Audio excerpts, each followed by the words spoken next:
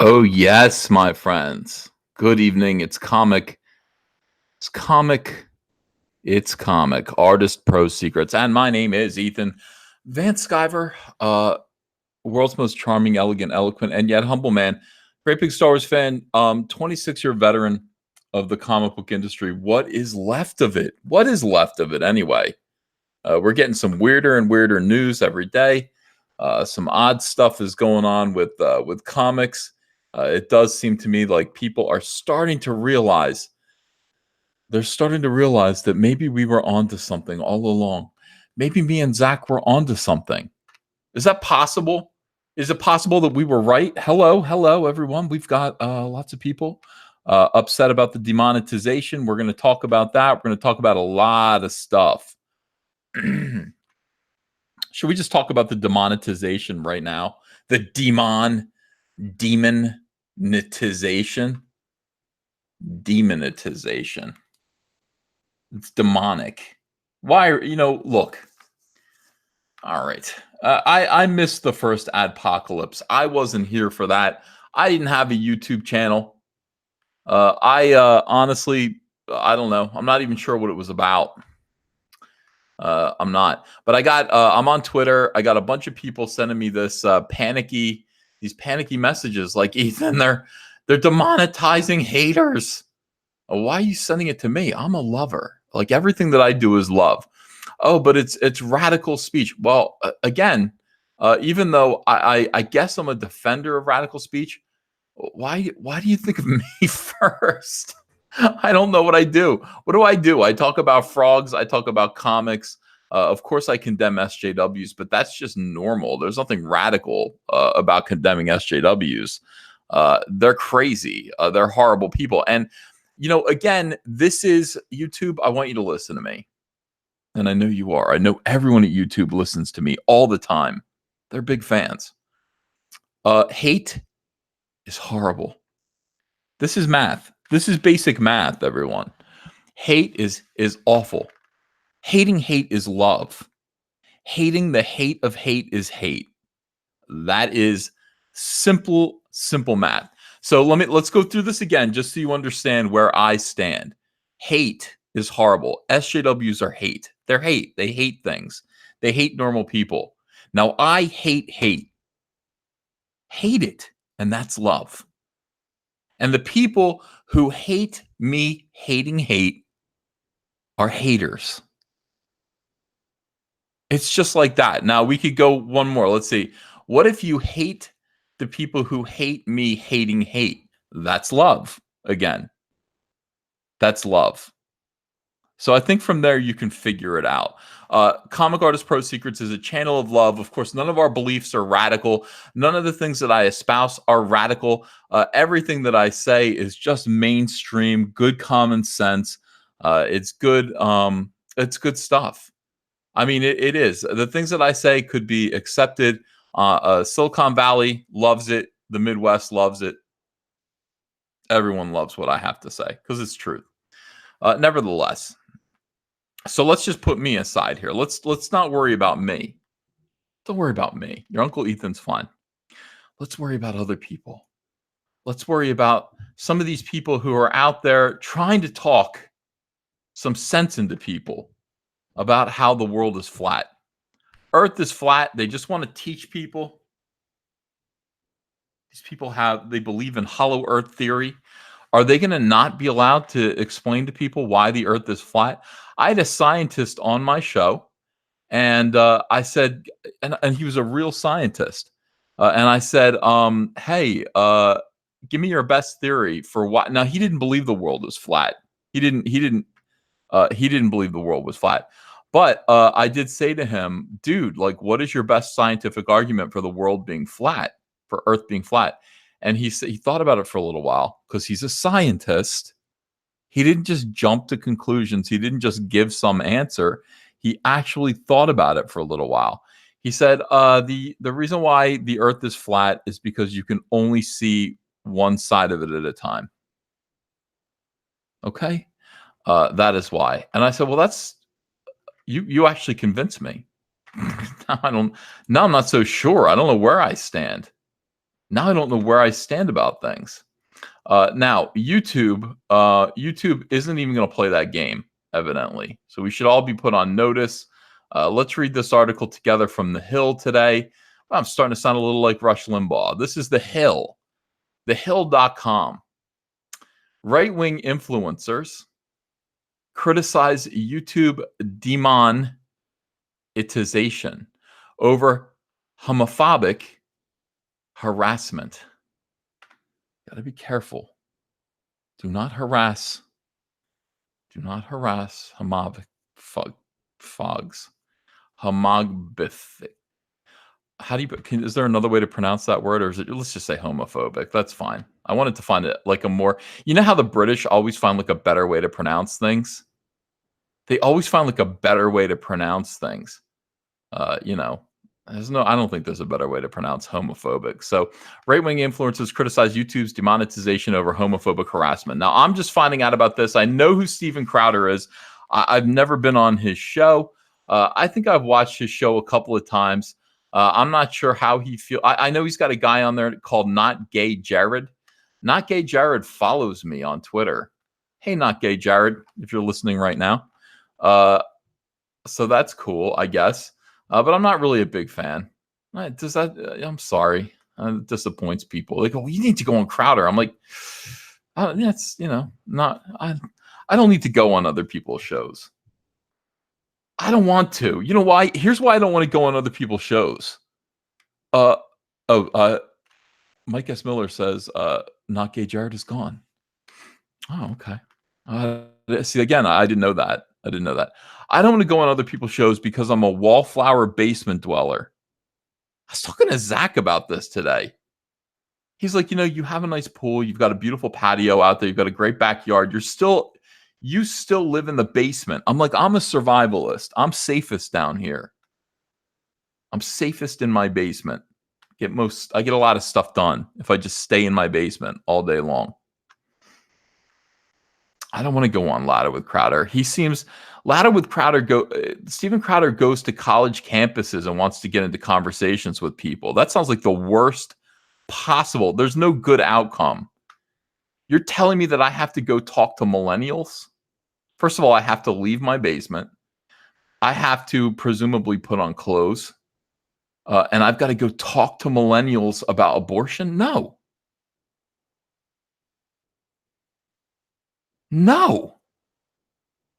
So this guy is much more of an extrovert than me. You know what would happen if I got in a conversation with him?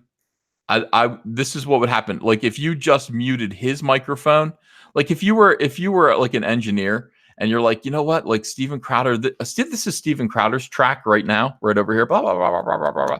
Let's switch it over to Ethan Van Sciver's track. Let's just hear what Ethan Van Sciver says, and here's what it would sound like.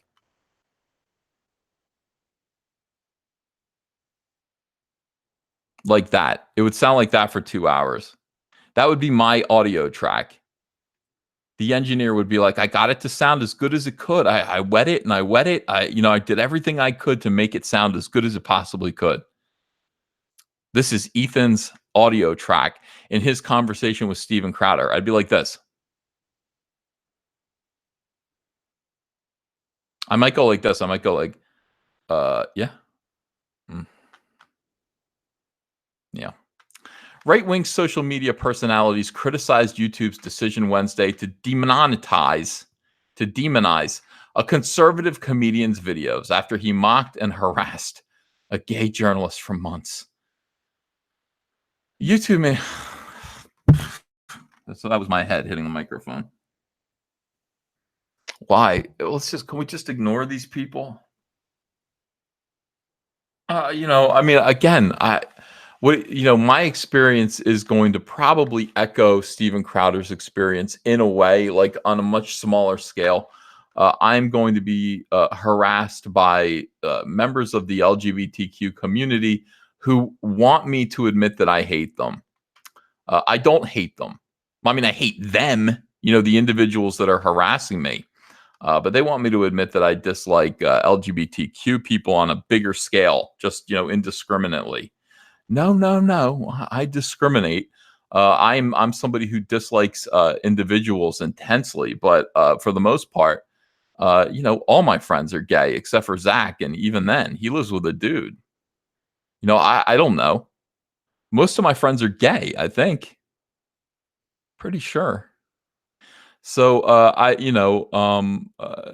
it's not, it isn't an issue for me. Ro, that's right. Ro is gay. Correct. Yeah.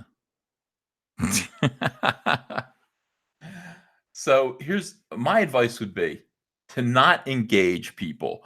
Now, Steven Crowder's problem is that he wants to engage people in conversation. And I've said over and over and over again, you cannot engage SJWs in conversation.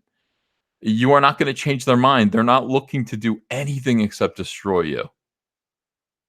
What would it be like? It would be like walking up to like an alien, like what, like, an alien that wants to eat you. And maybe this alien has a sense of humor and wants to humor you for a little while. Yeah, talk to the alien and it's going to humor you and toy with you. It's going to eat you. You don't, SJWs are that alien. They do not want to talk to you. They don't want to argue with you. They don't want to see your point of view. They want to utterly destroy you. There's no room for conversation with these people. That's where the whole like don't apologize to an SJW comes from. Don't apologize. Don't interact with them. Ignore them. Do not put yourself in a position where they can say you have mocked and harassed a gay journalist for months. YouTube made YouTube made the decision less than 24 hours after it initially said it wouldn't take action against Steven Crowder for his repeated comments about Vox writer Carlos Maza. Maza's Twitter thread detailing the harassment from Crowder and his fans generated widespread attention and a response from the Google-owned video company. Other right-wing influencers, many of whom rely on social media platforms to reach their audiences and generate income, lashed out at the decision, painting it as an ideologically motivated attack on conservatives and infringement on free speech. It sounded like that. I have to say, it did sound like that to me. By the way, look at this red bubble ad with a cyberfrog drawing. What is this? What is this? I didn't draw that. How is this a thing? You can get a red-headed Heather Swain does not have red hair. She's got chestnut brown hair. You get a cyberfrog sticker that you can put on your computer, and I did not approve this. It says cyberfrog comic fan art. All right. Enjoy. I don't care. I'm not going to come after. No, I'm not going to do that. Let these people do their thing. Cyberfrog is the biggest comic in the world. And people are going to do this. You just have to accept it and support them. I mean, good. I hope you're fans. If YouTube is now going to police insulting speech, not violent speech, not incitement, not actual fake news, because a virulently censorious radical activist masquerading as a journalist complains about being insulted, they're a joke. That's Ben Shapiro on Twitter. YouTube is free to curate content for its views based on ideology, of course, but if that's the case, they can no longer claim to be a platform, added Lauren Chen. Now, that is the difference. Is YouTube a publisher or is YouTube a platform? That is always the argument that people have when YouTube tries to censor people. And it's also, it's YouTube. Look, if YouTube decides that it's going to censor people and therefore it's not going to be a platform anymore, it's going to be a publisher, then YouTube is actually going to be legally responsible for everything that it actually promotes. That's the way this will work. YouTube's only hope of just kind of being free from any responsibility for libel or slander or any of those things is just to say, we are not a publisher, we are a platform. We allow people to say whatever they want to say here. We don't endorse it. We haven't published it. We're the platform upon which all of this stuff grows. If YouTube wants to actually censor conservatives, if YouTube wants to censor SJWs, if YouTube wants to censor communists or even Nazis, it has become a publisher. Look at this. And Lauren Chen says the same thing. They're a publisher. They should be held legally accountable as such. James Trammell, wow, thanks for $20. This is Vox Legacy Media leveraging outrage to force YouTube and others to deplatform new media in the last gasp to remain relevant. It's why they went after sponsors to bar Pete Buttigieg from appearing on Dave Rubin. Let's see, I'm not following the politics. I just saw Pete Buttigieg. How do you pronounce his name? On TV, and I went, oh, that might be. Is that going to be the presidential candidate? Hold on a second. I saw this too, and this was actually outrageous to me. Somebody was like, Ethan, the quartering got demonetized. I was like, no, not the quartering, not the beard. Do not demonetize him. So I looked at his channel to see if he was demonetized. I'm sure he's not demonetized, but look at this right here. This is the guy who's causing trouble right now. His name is Gay Wonk. Carlos Maza. I guess he works for Vox. Look at that guy. He says, deplatforming works, and we should use it way more aggressively. Oh. What do we do about this? What do we do about this when like SJWs have realized that if they just abandon all decency, all fairness, yeah, I mean, if they want to do this, if they want to go for just utter lack of civility, lack of rules, lack of decency, they can say, yeah, deplatforming works, and we should be more aggressive about making it impossible for views other than ours to be heard. I mean, that's an arrogant, like the power of these people, an arrogant statement. That makes me angry. Let me think about it. Yeah, that makes me angry. Hold on. Let me see. Yeah, no. I'm angry. All right, let me calm down. Let me have a drink. Nope, still fucking angry. That is outrageous. Fuck you. Deplatforming works because it gets you what you want, which is to not have to listen to or not have to confront other people's views. Fuck you. Get off my planet. This is what the trebuchet is for. Social justice warrior assholes who want to silence other people's views need to go. Because these people are the laziest and most evil people imaginable. I don't want YouTube to become this. I don't want YouTube to do this. YouTube actually said, and this is what upset me. They're like, well, YouTube goes, well, we just want Nazis off of YouTube. We don't want Nazi stuff, hate, like actual Nazism to be on our platform. And you hear that and you go, yeah. I guess, yeah, okay. Because who likes Nazism? Do we want Nazis to have it? And then you go, well, wait a second. Who gets to decide who a Nazi is? We've already seen the fallacy of that. We've seen what people like this do with the idea that they can, assign the label of Nazi to people and thus take away their lives. We've seen that already. So we can't just allow them to do that. But you know what really bothered me? I mean, that's a whole different fight. We fought that already. YouTube goes, we don't want misinformation out there. What? Why not? YouTube said we want to get flat earth theorists. We want to get flat earth theorists off. We don't want it's harmful misinformation. No, you can't take, like, that really bothers me. That really bothers me. YouTube cannot just announce that it's going to be the place for truth. YouTube is not church. YouTube is not school.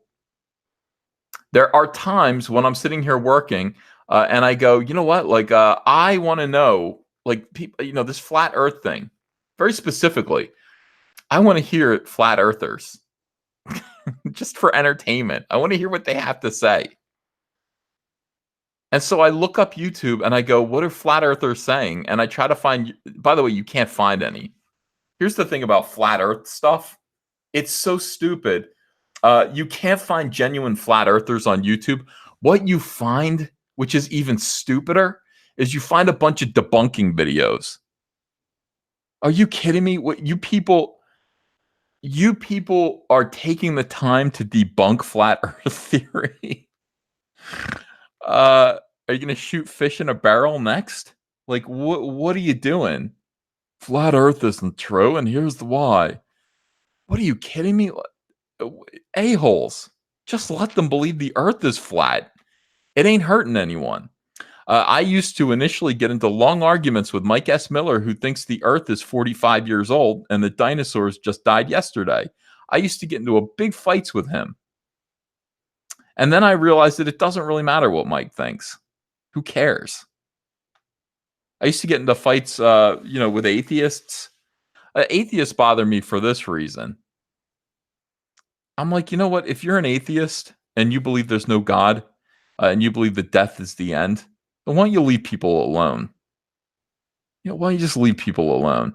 Death is a pretty, the older you get, death is a more and more terrifying kind of thing. The finality of it, you better have your things in order. You don't know when you can. You're lucky if you know when it's coming. If you're fortunate enough to kind of see death coming, so you can get your affairs in order. But it's a terrible thing, and for people to cope with that, I mean, sometimes people find. Let's just say that atheism is correct. There's no God. All right, so these people have found religion as a way to cope with death, and then when they die, it doesn't make a difference. They would never know they were wrong. When you die, you're never going to know you were right. So why don't you just leave people alone? What kind of a-hole bullies are you?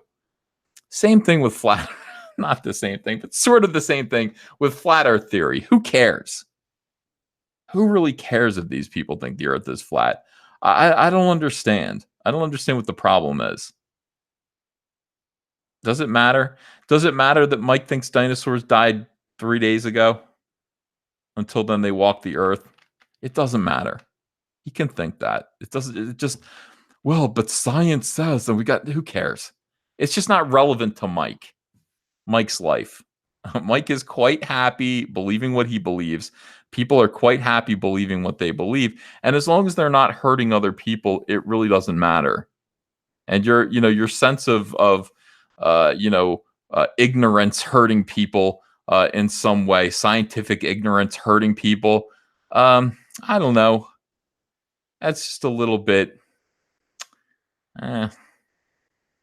I mean, not really. Not really. Not in any real way. Very vague kind of way. So who cares? Who cares? Deplatforming works and we should use it way more aggressively. I agree. This is a platform. I want you to sit in it. It's the platform to my trebuchet. It's a huge trebuchet. Now that you're sitting in the platform, I'm going to pull this pin out and it's going to fling you into orbit. And that will deplatform you. You will exit the platform at that time. I will have deplatformed you, maybe to Mars. I don't really know, and I don't really care. Well, what if he doesn't get to Mars, Ethan? I don't know. Well, where's he going to land? It doesn't matter. It doesn't matter. Let's get the trebuchet. Let's show these people what deplatforming really means. This is despicable behavior. Despicable. What a horrible thing to say. We're going to silence people. It works. Silencing people. You know what else works? Lots of things work that are evil. Murder works. Murder actually works. You get your way.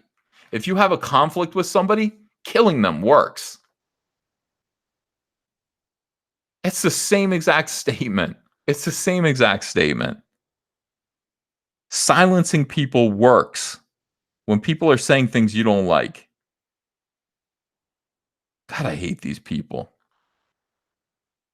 You know why I hate them, though? Because they're hateful. And I hate hatefulness. I hate hatefulness. That makes me love. That's what I say. I love. Because I hate hate, I love. Let me read some of these super chats. We're getting some big super chats this evening. We'll get back to this in a minute. Let me just make sure I'm caught up with you guys. And thank you for this. Because what if I'm demonetized? What if I get demonetized? I'm going to depend on super chats. Can I get super chats when I'm demonetized? These are the questions. Andrea said, what is going on with this? I said, I don't know. Somebody said they demonetized Jeremy of the quartering. She said, can they do that to you? And I was like, sure. She's like, what are you going to do if they do? I'm like, nothing. What do you want me to do? It means almost nothing to me. She's like, oh, yeah. What if they demonetize me? So what? I don't think they will, because again, everything that I say is true, and everything that I say is love. Why can't, for God's sake, why can't I find the fucking? Oh, here we go. Back to love, in with anger, out with love. I couldn't find the super chats for a second there. No, I found them. Diablo AZ says, demon-etize these nuts, YouTube. GRP Poll says, hail Caesar, they cannot silence our voices. A new YouTube will be created. Mark C says, loved you on the High Council last night. Oh, wait. GRP Poll says, they went after a History Channel for having discussed Nazi Germany. They did? They went after the History Channel?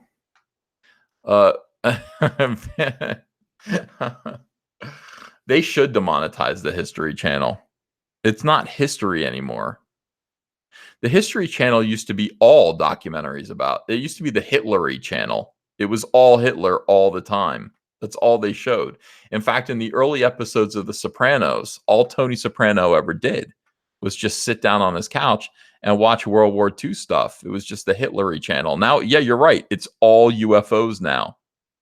What is going on? It's all UFOs and like those two dudes that go around buying up garbage from people's garages. How is that history? Hey, what do you got in here? This looks like this was a bicycle once. Let's dig up this bicycle that was in your backyard. We can fix this bicycle and sell it. How much will you sell it for? Oh, you mean the old bicycle that's been half buried in my backyard for 40 years? I can't part with that. Well, what if I gave you $120 for it? I couldn't take less than 140. 130? Let's do 135. All right, put it there. History Channel, where history comes alive. Andrea loves that show, too. She loves that show. Finn Frog says, frogs don't hate. Hating haters hate hatingly. Frogs do not hate. They don't hate at all. I don't hate either, except for hatefulness. Story time with Yang Yan Zhao says, SJWs can't get you in a basement. No, they can't. My basement is lead lined. I hope that's safe. I hope that's safe for the baby. Raggedy Man says, Ethan, you're a good debater. Yes, I am. But I'm not going out to debate anyone. Not at all. Jared Weaver says, Ethan, hey, don't oversleep and miss the High Council. Oh, wait. All right, look, we have to talk about this. Mark C says, hey, Ethan, it's okay. I'm sure Gary didn't take offense to you not showing up on the High Council celebrating his 100K subs. Who? Oh, Nerdrotic. Nerdrotic is named Gary. You guys, hold on. Let me put my slippers on. Hold on. My slippers were under my desk. I'm trying to put them on without using my hands. Just give me a minute. Almost gone. I don't know if they're on the right feet. Look. Yeah, it's true. I don't know what happened. I went to sleep and I didn't wake up until 2 a.m. I can't go on the High Council when I haven't rested. And you guys, I mean, I don't know. Maybe it's time for me to hang it up with the High Council. Maybe it's time. I can't be depended on to go on the High Council. I can't be depended on to be funny. I can't be depended on to not upset Gary's kid. Maybe it's time to move on. Maybe it's time to move on from the High Council. Where's my guitar? Hold on a second.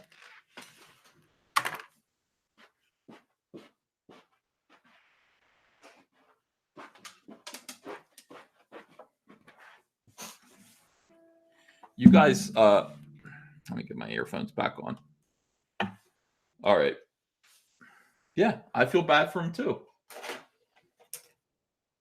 You guys are 100% correct. Hold on.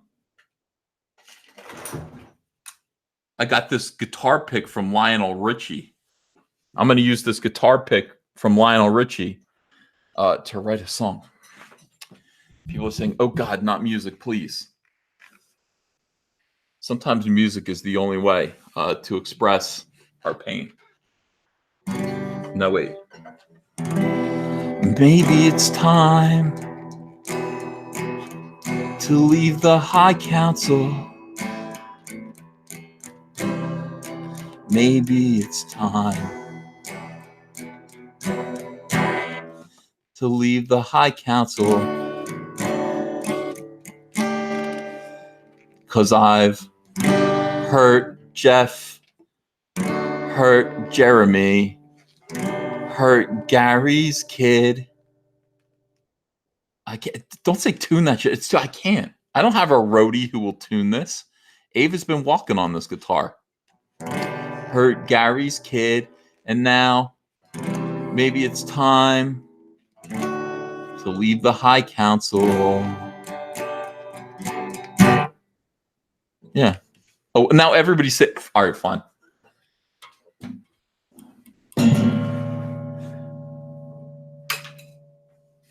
Made me throw my guitar. Maybe it's time, guys. By the way, this is if this were a comic book, I would have like the cover of the comic book would be picture this. In the foreground, it would be a trash can, and there would be my guitar and like a jacket that said High Council on it. And I would be walking away from the trash can. Trash can in the foreground, I'd be walking away. I'd be like, maybe it's time to leave the High Council. Yeah. All right. Well, you guys made me do it. You guys made me do it. All right. So anyway, James Trammell, thanks for $20. Read that one. Downshift says, how is selling fan art stickers different than Friday night auction of Marvel and DC drawings and prints? Actually curious. Nope. I don't care at all, Downshift. You could feel free. If somebody wanted to make prints of Cyberfrog and sell them, I'd welcome them. I would think that was cool. You know, don't put them in the comic book. Like, don't put them on the cover of your comic book without my permission. But if you want to sell prints or whatever, sure. Diablo Arizona says, Mike Miller selling Cyberfrog stickers now sue. See, that's the problem. Mike doesn't know the line. And then you call him on it. You go, Mike, I didn't say that you could do that. He goes, why does he do that? Eric Weathers says Flying Fortress remastered on Indiegogo tomorrow. All right, Eric. A lot of people are upset right now in the chat. Look at this. A lot of people are upset. Don't leave.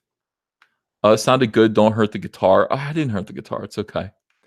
Newsflash, Ethan is a quitter. Oh my God. I wasn't even paying attention to the chat. Let me pay attention to this. Yeah. Bootleg Cyberfrog. Hee hee hee. It's the Low Council. That's Mike's show. First Rick Grimes, then YouTube, now EVS. This is closing time, all right.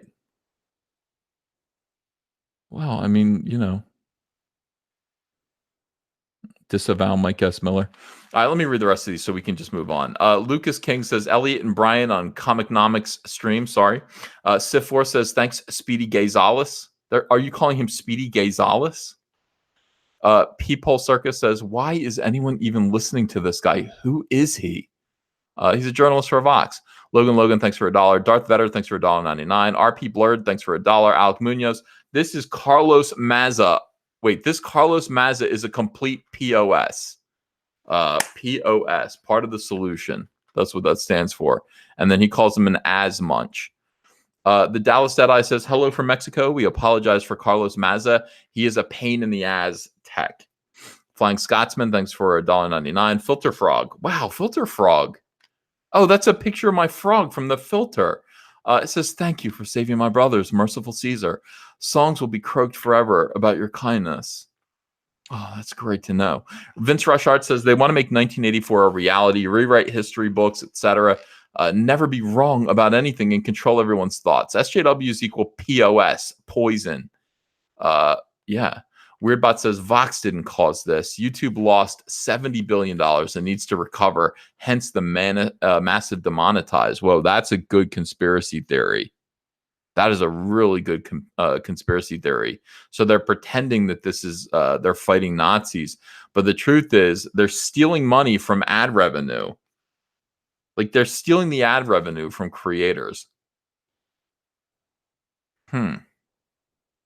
Vince Garrett wants to know, how is the trebuchet coming along, Ethan? Well, I mean, I've shown it to you about a dozen times. You know, you guys have seen the trebuchet. It's right behind me. At least the model is. I'll show you right here, just real quick. Oh, there's a big microphone in the way. You can see the trebuchet over there. Do you see it by the JFK poster? By the way, do you see that? You want to know how based I am? Do you want to know how red pilled?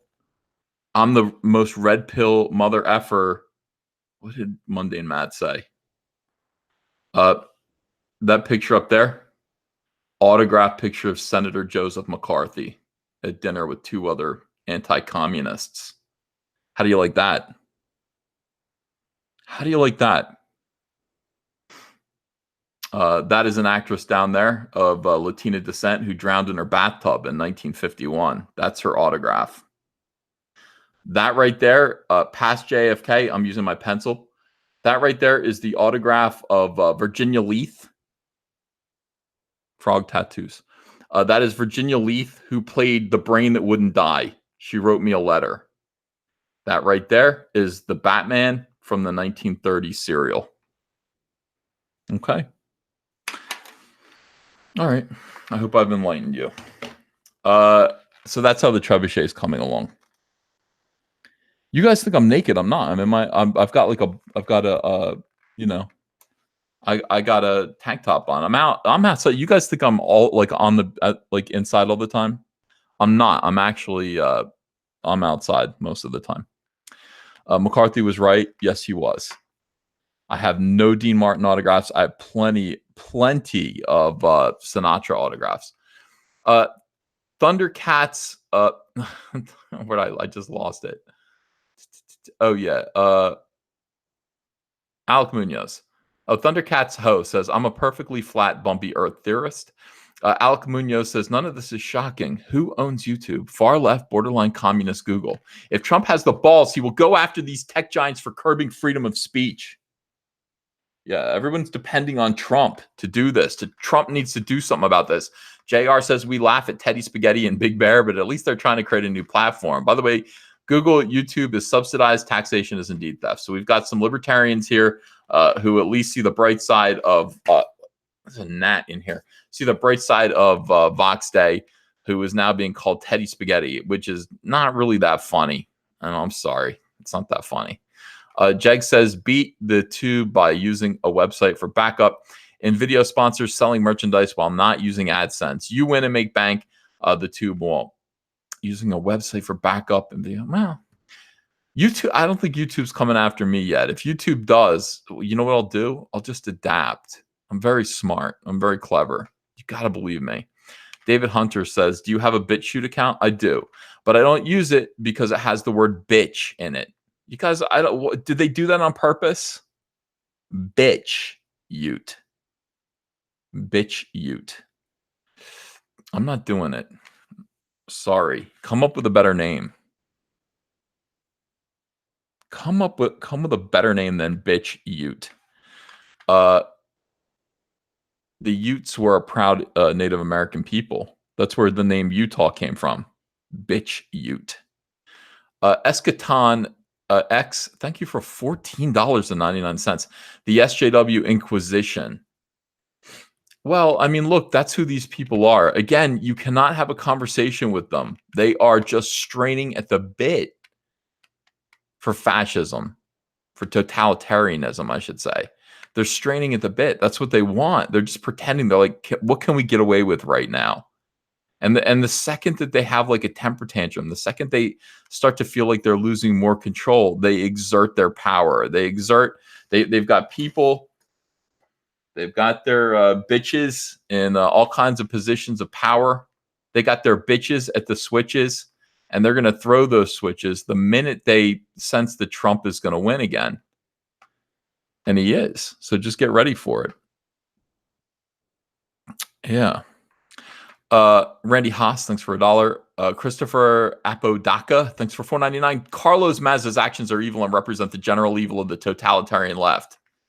Yeah, I agree. And honestly, his whole thing about deplatforming works. That just rubs me the wrong way. Like I have a good sense of humor about stuff, but that gets under my skin. I got to tell you, and I know that every time you hear that click, that's me. That's my wedding ring. That gets under my skin. It really does. Swinging Cod says, I left Medicare's live chat for you, Hale. Well, you say that, but Medicare's live chat ended, right when I started. So, but thank you anyway. I appreciate it. I wouldn't leave Medicare for me at all. Randy Haas, thanks for $1. Otto Mata says, here's to putting slippers on without hands. Thanks for $2. Wonder Girl 60s, thanks for two $1 super chats. Zarinx, tune up your guitar, man. You have a keyboard. I just picked my guitar up and I didn't. Matt Becker says, join the low council with Cecil Malin and Anna. Micus Miller says, Lone Star will join the high council on Indiegogo. Jay Sim says, don't leave the high council. Just set an alarm on the phone, you dummy. Yeah, but maybe it's time. Maybe it's time to leave the high council. I'm going to write a song. The last song I wrote was about, does Jabba the Hutt have a skeleton? Or is he made up of gelatin? I want to know. That was a good song. I'll write one about the High Council, though. No, Jeremy's like, Ethan, this is a job. Is it? It's a job? So I need more sleep. I barely get any sleep. All I do is work. I wake up bright and early. And I don't know. Let's see. Start the Frog and Pie Council. Frogs are money. Maybe I'll start a new thing. Why can't I just start a new thing? Why wouldn't I start something new from the High Council? Cass Michael says, my last super chat until you bring on Rusty Cage. A lot. Yeah, you're asking me to bring on Rusty Cage a lot. I don't know who he is. You know what? Today I sang the first verse of It's Everyday Bro outside. And my 12-year-old stepdaughter freaked out. She's like, how do you know that song? I'm like, I'm extremely immature. I do know who Jake Paul is. I know who Jake Paul is, but I don't know who Rusty Cage is. So I don't, and the thing about it is I'm not, this isn't really like an interview show. It's hard to get on the show. I only want people on the show who I know, really. I think, I don't know. I'll get to know some people. Sure. I'm like I said at the beginning of the show, I'm anything if not a social butterfly, not a wallflower. Not afraid of interacting with people. And yet, I keep having the same 6 or 7 people on every night. Point of Light Production says, EVS, if you're looking for good sci-fi, back my book of Time and Space, The Lunar Rise on Indiegogo. Mike at D2 says, Project Veritas about to drop a huge vid on all this garbage. Oh, good. We're getting to be, it's like election season. We're already talking about Project Veritas again. It's like, oh my God, we're doing it again. 2016 just seems like yesterday. Umbrella Guy says YouTube keeps all the earnings from the entire month demonetization happens. If it happens on the 15th, they do not pay out for the entire month. They should wait until like the 29th or the 30th then, honestly. They shouldn't be dumb like that. Just wait, like, because I mean, somebody's going to earn more money. Tug, have you been demonetized? I have not been demonetized. And like I said, Andrea was like, "What happens? Are they going to do that to you?" I'm like, "No, why would they?"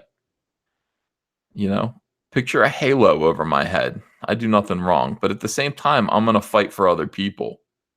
Other people who get demonetized, I will speak up for them. Except for Mundane Matt. If he gets demonetized, then I'm going to fight to keep him demonetized. Just petty. Is that petty? If Mundane Matt gets demonetized, I'll probably be like, yeah, demonetization. You know what? If Mundane Matt gets deplatformed, I'll be like, deplatforming works. And I'll be like, and I'll cover my mouth like, oh my God. I can't believe I said that. I'm becoming what I hate. But wait a second. Hating what I hate, that means love. And that's going to be a conundrum. I'll freak out if that happens. Present, not the past. Thanks for $2. Trevor Bruce, thanks for $1. Nova Zero. The Ute is a proud Australian vehicle for the working man. I didn't know that. Can also be a pimp mobile, apparently. And here we go. Look at this. DM says the same thing that I just said, and I didn't even know. He said it like 5 minutes ago. DM, you must believe me. I didn't copy you. He says, why can't douchers like Mundane Matt get demonetized? Yes. YouTube. You want to make some big money? Keep all of Mundane Matt's earnings. Take Mundane Matt's ad revenue. I'm just kidding. Zeranx, thanks for $5. They use their connections to corporations to control the speech of others. If they weren't fascists before or now, when can they be called such? Yeah, I guess you're right. Swinging Cod says, my grandfather was censured by the Senate for taking mail covers from all the correspondence into and out of McCarthy's office for dirt digging. Wow, that's great, man. Your grandfather was cool. I want to do a video about Senator McCarthy one day. I would talk about that. But you know what? And if I'm going to talk about that stuff, I'm going to sound like Glenn Beck. Plus, I'm Mormon and fat. You know, it's like I don't want to become Glenn Beck. I have a big chalkboard behind me. I'm like this close to being Glenn Beck. And that's what keeps me up at night. I'm this close. I see him and I'm like, if somebody said Glenn Beck is Ethan Van Sciver's big brother, like a certain percentage of the population would believe that. Fat Mormon. Fat blonde Mormon. God. And he does suck. You're so right. He used to be cool. Joseph says, Ethan is Mormon and fat? You know what? I used to be both, but I'm slimming down. I'm slimming down, and my magic underwear doesn't fit the way it used to. It's heavy. That's kind of deep. That's pretty deep. Glenn Beck was broken by Trump. I know when he put his face in those broken Cheetos, I was like, that is right there. That is a sad man. That is one sad man. Look, my face is orange. I'm Cheetos. Sir, your dignity is gone. Sir, your dignity. You forgot about your dignity. Fuzzy Pickle says, Carlos Mazza can pound sand, and it's not mine. Mazza gets sued. Get sued, Mazza. Klein Dropper says, Uncle Evan can't leave the High Council until Star Wars Plan 9 comes out. What if they throw me out for Nerdrotic? Could do that. We could have a little drama. Bulbous Bungleton says, this super chat was free, but I don't really care about you. Bulbous. Oh. Well, if it's free, you might as well give it to me. Like, if you have a free super chat, send it my way. I can't really hate on that. Why wouldn't you give it to me? Jimeth says, inside every leftist is a totalitarian screaming to get out. P. Template says, as Rose Tico said, you win with love. Love! And a shocker, by the way. And actually a ball shocker helps. Let's not forget who Rose Tico actually was. Rose Tico was a fascist enforcer with a cattle prod in a potato sack. And I'm not saying I don't love her. I'm just saying I acknowledge her faults. A lot of people do that. And just be aware of who Rose Tico was. You know, be happy, hooray. Oh my God, Asians in sci-fi movies. But we've never seen that. Who's kept Asians? Who's kept Asian people out of sci-fi movies for so long? Toho what? It's just so unfair. Asians need to be represented in sci-fi. Oh, here's Rose Tico. Here's Rose Tico with her cattle prod, enforcing this volunteer army, shocking them in the balls, shocking people in the scrotum if they try to leave. Rose Tico comes at him. Bzzzt. They're like, could you just, I know you're going to shock me, Rose. I know you, Rose, I know you're going to shock me, but can you just do it in my arm? I mean, no, not my balls. Zzz. Why is it always my balls, Rose?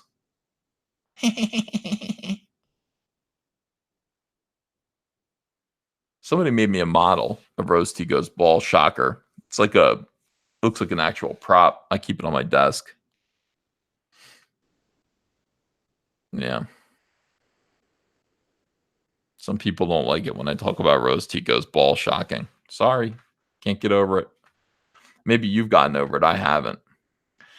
Random idea, Dick Masterson voicing Cyberfrog. No, I like that. I like Dick Masterson's voice a lot. If he wanted to do it, boom, hired. Thanks, Jeg.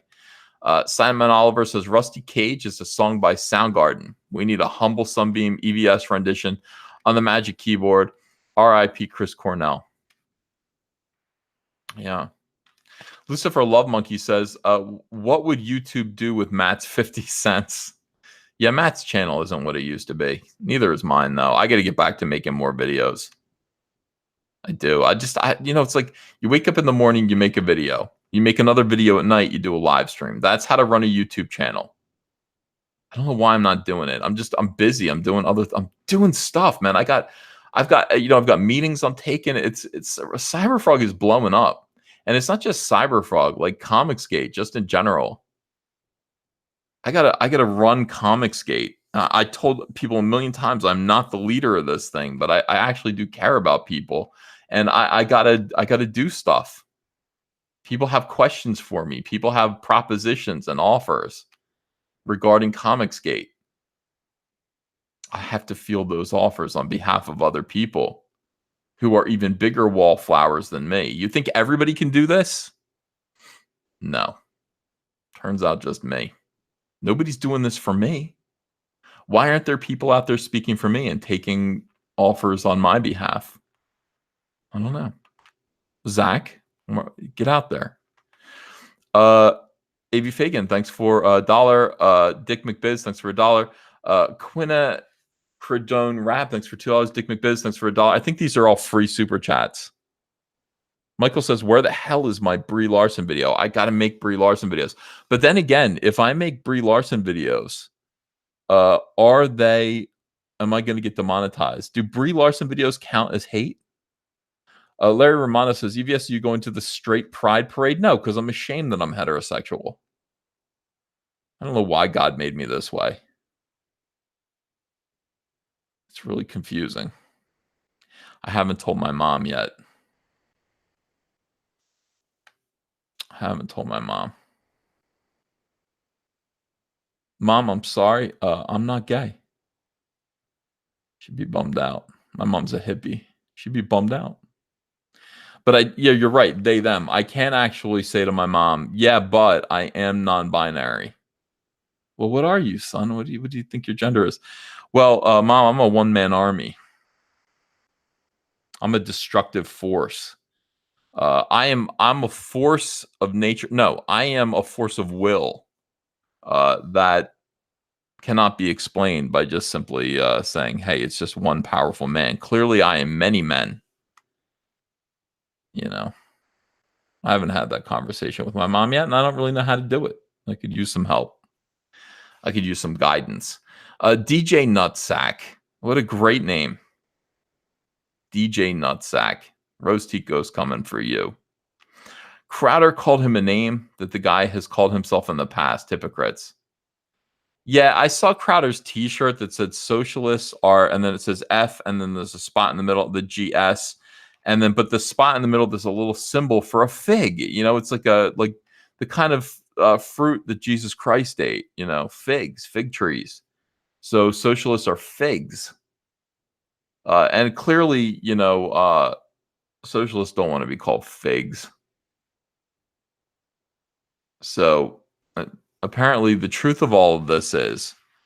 Here's what happened. Like they tried to, from what I understand, they tried to shut him down.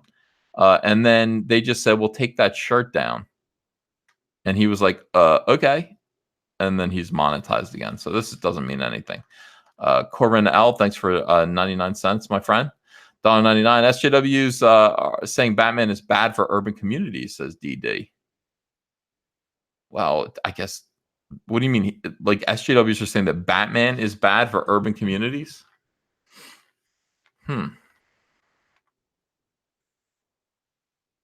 He's not real.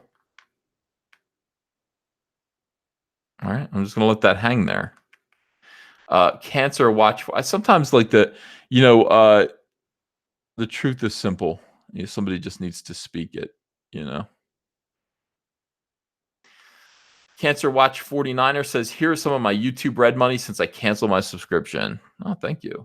Evil Ash 3373 says, "Maybe the real monetization was the friends we made along the way." That's all I wanted. I just wanted some friends.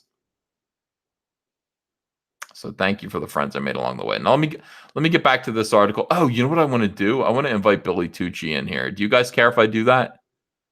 We get Billy Tucci in here. We're going to scare him about demonetization. Billy Tucci doesn't know much about YouTube. He's a boomer, and I'm going to tell him all about this, and I'm going to try to scare him. See how that goes. What did he want me to do? Did he want me to send this? Everything has to be complicated all the time. Oh, here we go. All right. So this is Billy's link. So you can come in here if he wants to. And we'll talk about this. Yeah. Billy Tucci, Billy Tucci is ending his Indiegogo campaign for Zombie Sama, which I should be prepared for that. Let me link that. Billy Tucci. I can't stop saying his name. Billy Tucci. Tucci. Like that. That's how you say it. Tucci. And then you shake your finger. Like, you make a finger purse and then shake it. I don't know. I haven't really talked to him in a while. I saw him on his live stream today. He said, "I really want to come on." I was like, "All right, I'll bring you on." And you say that, but then you actually follow it up with a message saying, "Please bring me on." That means for real he wants to come on. So okay. Do Tucci yourself. Oh, I like that. Yeah. When I think about I Tucci myself. Back Zombie Sama. Here. I don't want. And paste. Anybody else? Changes are being saved. All right, so right now in the chat, in the description below the chat, you can back Billy Tucci's book, which is called Zombie Sama, and it's at $37,049. I wish we could get it to $40 or $40,000. I think that would make his night. I think he would be happy with that. We'll see if he comes in here, if he remembers. Oh, that's Zombie Sama there. Good thing that wasn't porn. All right, so where was I here? Oh yeah. But ultimately, YouTube found what many critics that Crowder's comments, which included calling Mazza a lispy queer, quote unquote lispy queer, and the quote gay Mexican from Vox were in clear violation to the company policies against content that makes hurtful and negative personal comments / videos about another person. YouTube also cited a link posted on Crowder's page to a store selling a socialism is for figs t-shirt. Just spoke to YouTube. Confirmed the second adpocalypse is here and they're coming for you. More details to follow. Stay tuned. How do I feel about any of this? How do I feel about it? How do you guys feel about it? Boo effing who says my bitch sustained. At Eric Hopful says, oh no, his fifis. James Beveridge says socialism is for frogs. Wrong, it isn't. It isn't at all. Nevercold says, can YouTube ban you for talking shite in the chats of live streams? Yeah, they can ban you for anything. I mean, this is what I had to tell Andrea. Andrea's like, can they do that to you? Like I said, and I'm like, yeah. Yeah, of course. What do you think? Like, this is my house? Like, YouTube is not my house. They can ban me, demonetize me. They can do whatever they want. They have every right to, and for any reason whatsoever. I'm not paying them. Well, I mean, in a way I kind of am, but I'm not paying rent, or anything like that. I have no rights. This is a privilege. So yeah, they can ban me for any reason. I hope they don't, because I love YouTube. Absolutely, I love my YouTube channel. So I try to follow the rules. And in a way, let me just be a rat bastard here for a second. Let me just be a scab. I don't like this because it's like, hey, I'm gonna attack. I'm going to attack a far left wing SJW gay journalist who is a Mexican. And I'm going to call him, I guess there are many occasions of this. I don't know, because I'm not following the story, but it says many times. A lispy queer and a gay Mexican from Vox, and I'm going to give him all the ammunition that I need for him to go to YouTube and say that this guy and people like him are in clear violation of the company's policies because they're calling me a lispy queer and a gay Mexican from Vox, and that is evil. And then Steven Crowder, it's kind of like, hey, I've been poking at this boulder here on the cliff, and now there's an avalanche, and oh no, it's not fair. Well, yeah, could you not do that? I mean, I don't know. Thanks for the second adpocalypse. Like, people are gonna kind of lose. People who kind of are walking the border and kind of know where the line is are kind of gonna go, well, thanks, because now they're sitting there looking at the line and scrutinizing it, and I'm careful to follow the rules while still creating kind of edgy content. And now, thanks for the second adpocalypse. I don't know. I gotta say, like, it bothers me a little bit on both sides. Like, this isn't nearly as bad as this makes me insane. Like, this makes me crazy angry. It makes me mad. It makes me mean mad. But if we're being honest here, if we're being honest, where'd I go here? Right here. None of this makes me happy either, because it is affecting a lot of other people. And you could say, yeah, but they should be well, just how about, can we just stop poking SJWs? Just ignore them. Dana Lausch says, hey, YouTube, does Colbert's video skit of me getting shot violate your standards, or are you only specifically demonetizing conservatives? Look at the beautiful Dana Lausch. Yeah. By the way, this is my type of woman. This is what the kind of woman that I like looks like. This looks like Andrea. Dark hair, dark, dark, dark. She's beautiful. And, what a hero. The NRA's Dana Lausch.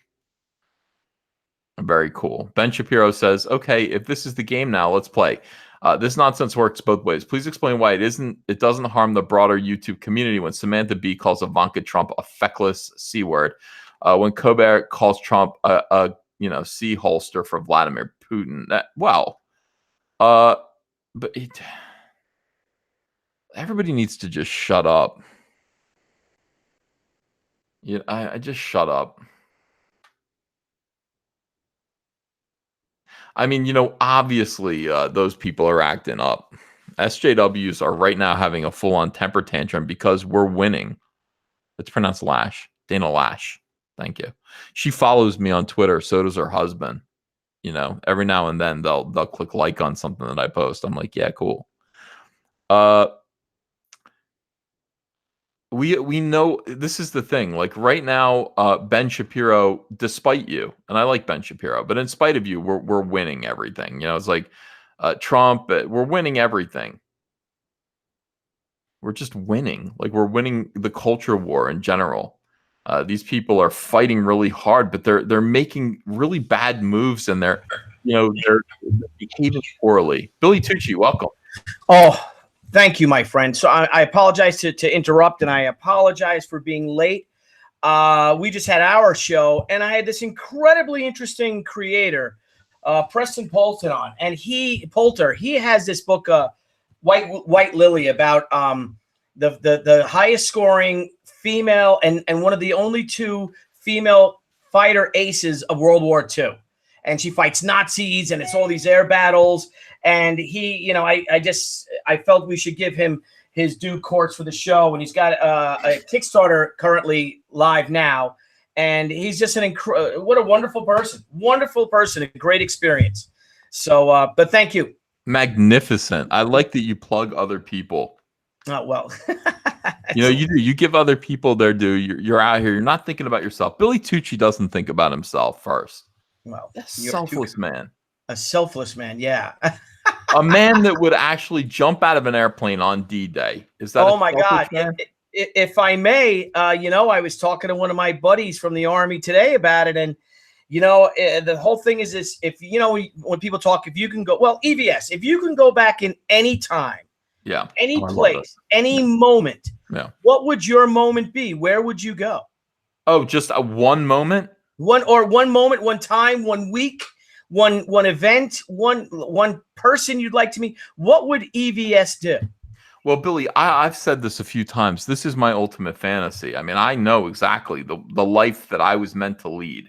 Okay. Mm-hmm. And I know this for a fact. And I want to know if you feel the same way that I do. Okay. I want to be born in 1920. Okay. Okay. That's when I'm born. And I suffer the Great Depression. Okay. When I'm a young man, teenager, my teenage years are the Great Depression. They harden me as a man. They make me value things other than, they make me value family, hard work. By the way, there are no pies for me to eat and get hung up on. Pies were a lot better back then, I think. They were all natural. Yeah, but I can't afford them because my dad was an idiot and he invested all of his money in the stock market. We had a family fortune in the roaring 20s, and then we lost it all. We lost it all on Black Tuesday, and now we're completely effed. I'm eating fried bologna.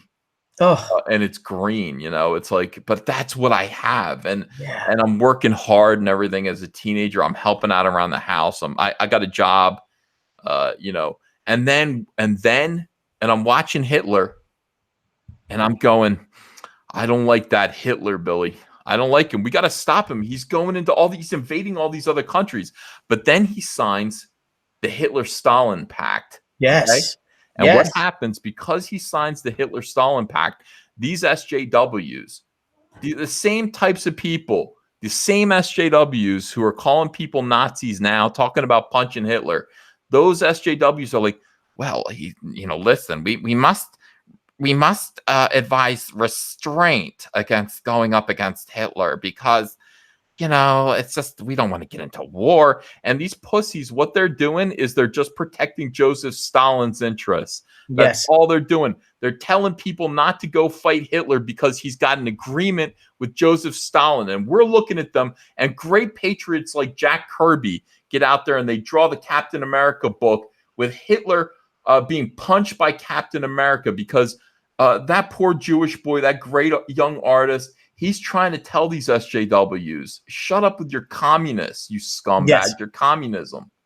Shut up. Shut the F up with your communism. Joseph Stalin's going to go on to kill more people than Hitler, you idiots. Yeah.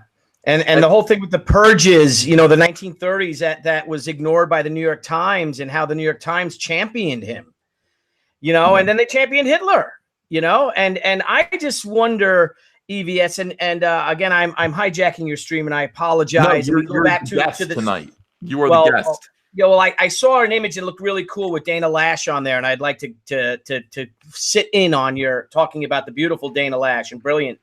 Yes. But would that young 21-year-old Ethan Van Sciver, you know, the young Dutchman, you know, of Mormon faith, he wakes up the morning of December 7th, 1941. He may be out in the yard working because it was a springish day out on the Northeast. Yes. If you're in Pennsylvania, and all of a sudden you hear your mother scream.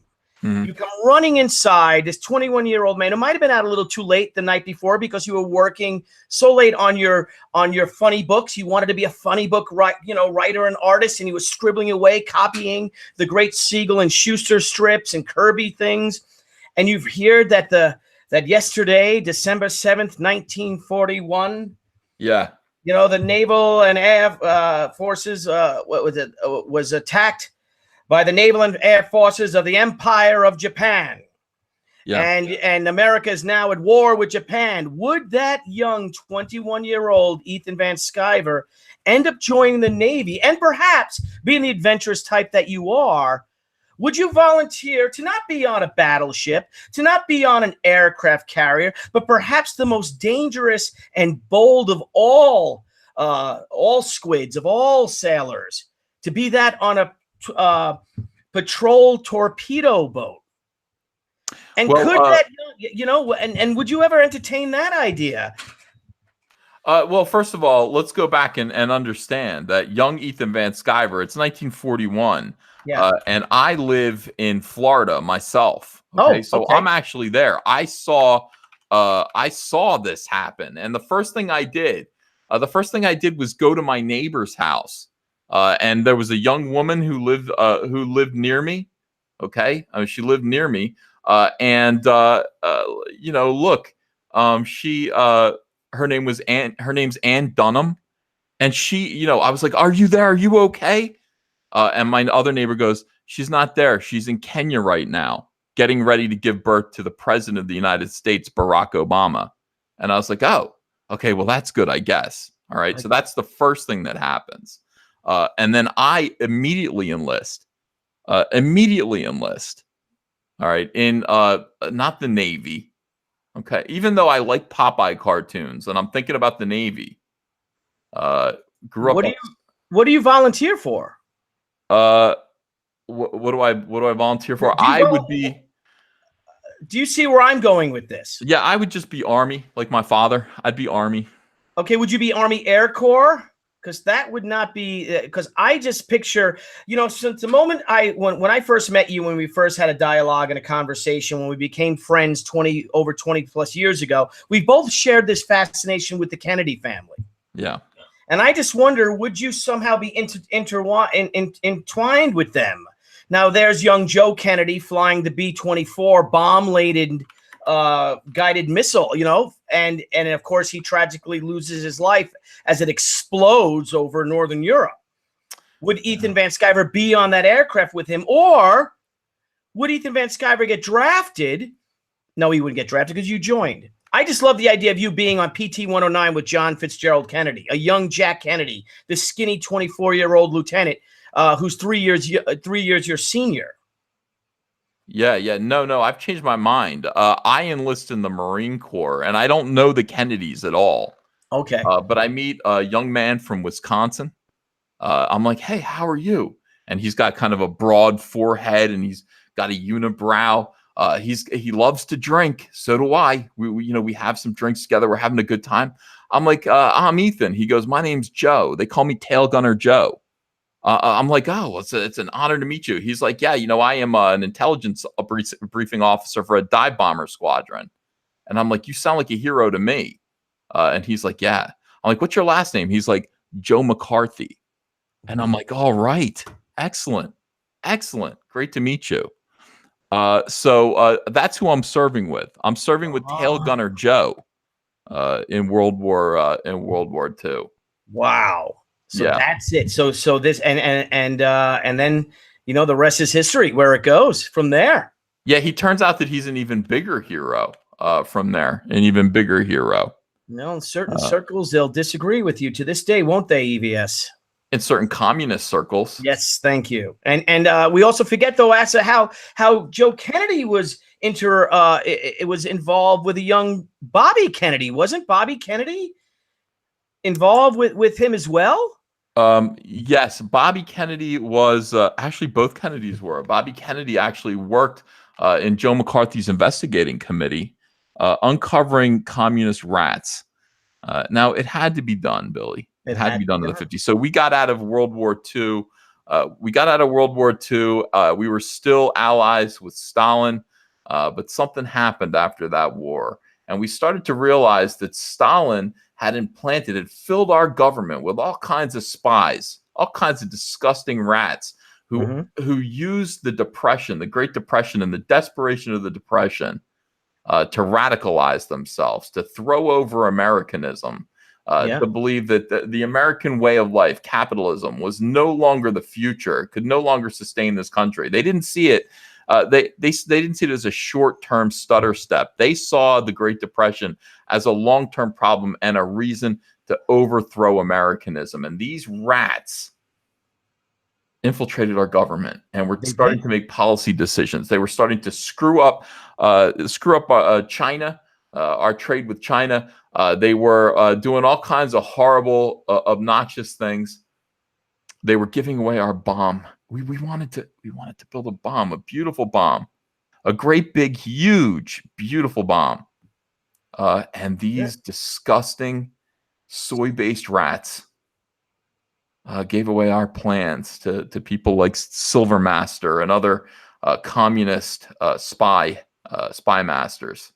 We had to electrocute them for the good of everyone. For the good, and for the good of it. And I love the idea of this workers' paradise that the Soviets would tell people until you disagreed with them, until you said maybe not, maybe you question, well, is this quite the workers' paradise? Because if you dissect from, or if you divert from the workers' paradise narrative, the couple of commissars are going to be coming to your door and not only taking you away, but your parents and your children, and locking you up in gulags or shooting you or whatever. So, let freedom ring. Pretty amazing. Pretty amazing. Well, it is amazing. So that would be my life. I would serve with Tail Gunner Joe McCarthy in the Marine Corps. I would come back. I would start a family. I would buy one of those little. I would buy a Levittown house with Andrea. We would set up shop and have some kids. We'd have 1,100 kids, and I would prevent John F. Kennedy's assassination. I bet you would. I bet you would have, because we all know there was one leftist in Dallas that wasn't happy with him coming, wasn't there? Yeah, there was. I mean, that's the problem. I mean, they think that, they stopped Joe McCarthy from finding communists and persecuting communists, and they stopped him too soon. They stopped him too soon. And because they stopped Joe McCarthy from persecuting communists, one got through. One little commie rat got through. Yeah. And then you look at it, though. Yeah, you look at the domino theory. You look at Vietnam. Look at all the repercussions from that, the ripple effect that spread far and wide, and still to this day, we're going through it. But I got to tell you, I like the thing about our little our sanctions on Cuba, travel sanctions. Because why the hell would you want to go there? So until you guys start treating your people right, we're not going to go there. You go Americans to Cuba, you're not American anymore. You're not American anymore. William Worthy, you hear me, you son of a bitch? You go to Cuba, William Worthy, you disgusting soy-based rat, you commie bastard, you've lost your American citizenship. Look up William Worthy, Billy. I sure will. I actually had my shirt on yesterday. Communism has only killed 100 million people. Let's give it another chance. On yesterday. I actually had it on yesterday. I wish I thought about wearing it today. And I get all thumbs up in my town, which is great. Out here in Suffolk County, New York, on Long Island. Well, the whole damn state of New York is red if you look county by county. I think we have 62 counties in the state of New York, and I think Hillary won 9 of them or 8 of them. And they're all around Manhattan, and they're Buffalo, and Albany. And and you get that, then that's the right. And the same thing now, you get rid of the Electoral College. So all you have to do is you have to campaign in New York City. Yeah, I think that's the thing to do. And I think Trump could do it. I think Trump could pull it out. I saw 3 polls, by the way, that basically said it's a shoo-in for Trump in 2020. But, this doesn't take into consideration the Democratic field. So we've got to, Elizabeth Warren could suddenly become appealing to a lot of people. And then. Good Lord. Oh, please. Yeah, I don't. Anyway, my moment on this most hallowed night of nights, the moment that I would do, and I would be similar to you, Ethan. I'd like to grow up down the street from you. I have a lot of family in Florida, so I would love to be down there. I said Florida. I meant Hawaii. I don't know why Florida came out of my mouth. I said Hawaii because, I would be there. I would have seen the bombs fall in Pearl Harbor. Why did I say you witnessed it? In the chat. Wow. So you're in Honolulu, right? So you would have woken up with rub the sand out of your eyes or something because you hear this roar of aircraft coming overhead. Yeah. And you're like, what are those big old red meatballs on the side of our planes? Yeah. Then you realize they're not our planes. They're not. No, they're not. Not at all. So all of a sudden they come swooping in, and then you witness at 8:05 a.m. on December 7th, 1941, Hawaiian time, when you see one Kate horizontal bomber drop a lone bomb, and you follow this bomb, and you might have been the hand. If you look at the footage, you might have been the hand that reaches up, that points upwards, and there was a doctor on the shore, and he might have been a friend of yours. That doctor, it might have been Doc Lang. Old Doc Lang, let's go down and run down and see what's going on. And also you point up, Doc, look at that. And you follow this bomb, and it hits just to the rear of turret number 2 of the USS Arizona, causing a cataclysmic holocaustic explosion. And within an instant, 1,177 American sailors wiped out. Vaporized. No. And you would have seen that, and you would have screamed, no. And there's old Doc Lang, though, with his hands steady as a surgeon, filming that, and he kept that. And that is one of the most treasures of America, of Americana, is that he did capture that, and he did stay still, and he did capture the death of the USS Arizona. And how many look at this. What is this? This is another one of my friends, Ethan. All my friends watch your show, and they know I'm on, and they want to call. Of course they do. Every time. Yeah, and they want to be famous. But you know what? They're not famous. I'm famous. Yeah, this is the biggest show in the world. I mean, you got to mute your phone because a lot of people, you got 1,513 people watching you. Everyone's excited. Everyone's excited to see Billy Tucci tonight. Billy Tucci is a hero. He is a great guy, and he is somebody who is producing a comic book. Is this the last day, or did I hallucinate that? This is the last day. We are, and thank you for this. We are in demand mode right now, but the book is going to the printer tomorrow. The book is done. Zombie Sama is done. As you see now, we're with our Indiegogo campaign, and thank you to you and your Centurions. We are now, we're over $37,000. I'd love to get John Brolia some more money because he's really poured his heart and soul out for this book. And it's amazing. 62 pages of story and art, plus another 6 pages of my company Z, 72 pages, high prestige format book. And I went on just to say, I want to thank you. More so than anything, because we are happy with it. Of course, if we could bring this up, if we can make it to 40, if we can make it to 38, who knows, that would be more than wonderful. But I just want to thank you, Ethan, for having me on that first night that we did it about 2 months ago. And that you gave your show to me. You gave me a platform. I know this is a show about you. I know that you talk about all your pop culture stuff. I know you talk about things that go on in the world. I know that you're very it's very popular. You gave your time to me, and I just appreciate it. And I had to come on and thank all your Centurions, and many of them I become friends with. Some of them I've had some battles with, which is interesting too. But it's been wonderful, and I want to thank all you guys out there from the bottom of my heart. I don't know why I have my glasses on, but I want to thank each and every one of you from the bottom of my heart. And you guys are just great. And Ethan, you're just great. And thank you for putting me on to see if we can get a little more and see what we can do with this book. And I don't know what to say. It's been a privilege being your friend these 20 plus years. I will always be your friend. And I just think that, I think you're maligned.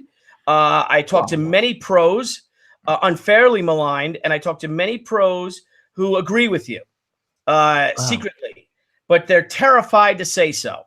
Why? And Why? sad, but it's understandable. It's understandable. There is think of the Soviet Union. There is something, if you deviate from the norm, from the way to talk, from Nazi Germany, if you stray away from the Nationalist Socialists, you'll be cast out or worse, and there is that going on in the comics industry right now. It really is. Neil Adams a few months ago posted about there are Republicans in comics that are not getting work, and he can't believe this. So, and then the next day, he posted that after 100 phone calls, I found not one talented Republican, now perhaps I'm not talented, that isn't working in comics. And I posted and saying, well, you didn't talk to me. No. And then I started thinking about that. And I can't think of one openly. Now, we're not talking conservatives.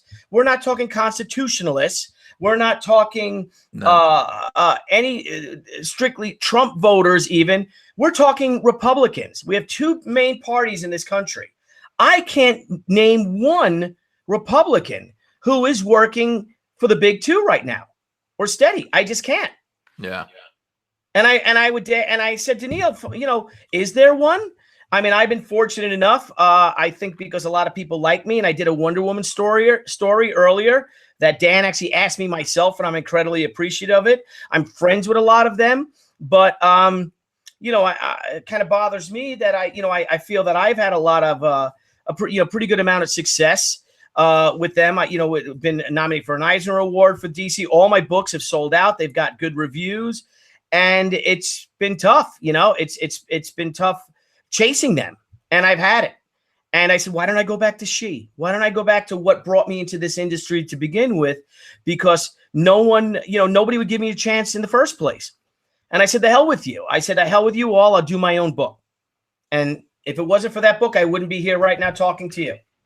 Well, thank goodness for this book. That book that I think you're referring to, there's a book that's going to be coming out from you. Yeah. Called She, Return of the Warrior.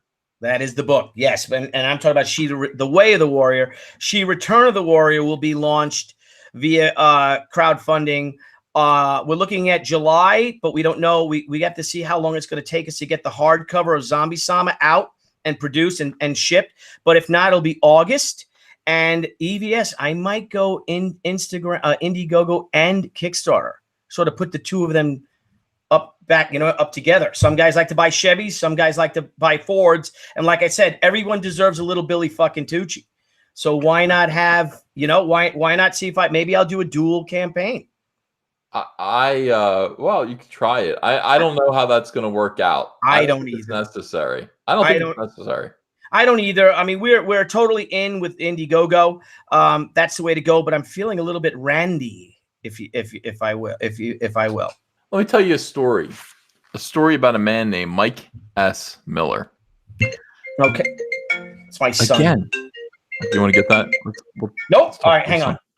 Okay. Call mom. Call mom to pick you up. I don't think so. Call Tristan's mom or John's mom. I'm working.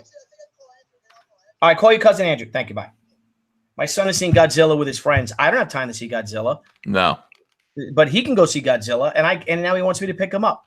I apologize. You were talking about one Mike S. Yeah, Miller. let's talk about Mike S. Miller for a second. I'm going to tell you a story about Mike S. Miller. You could take this any way that you want. I mean, I'm not exactly a fountain of wisdom, but I'm, a small trickle. You know what I mean? Mm-hmm. An ooze of wisdom. Okay, Yeah. so that's me. Now, Mike S. Miller. We all know Mike S. Miller. Doesn't have the best ideas all the time, but because of me, because of his friendship with me, I was able to take his comic book Lone Star, which is just Captain America, dude. It's just Captain America beating up Mexicans. That's basically what it is. Don't tell Mike. Beating up Mexicans? Yes, dude. He's beating up. Don't tell Mike I told you this. God, but he's. Nobody tell Mike. No. He gets in trouble so much. Yeah, so it's Mike's character, Mike's whitey white character from Texas beating up Mexicans. So that's fine. That's fine. Whatever, Mike. Even though Comicsgate's supposed to be non-political, all right? It's not. Let's keep. That's fine. So I get Mike on my show. Mike makes $113,000 on his first issue. Wow, $113,000. Happy. That's a great thing. Okay, this is a great gift for me to give Mike. Now, Mike decides, quite against my advice, because Mike doesn't listen to me ever. He doesn't listen to me ever. So anything that Mike does, I'm not taking the blame for it. And people say, well, Mike did this. I'm like, that's on him. Like, he doesn't listen to me. Yeah. So Mike goes, well, this is how Mike thinks. Mike says, if I can make $113,000 on one comic book, then surely I can make $339,000 on 3 books in one campaign. So Mike S. Miller had the incredible, would you call them bulls? How do you pronounce balls in Long Island? Balls.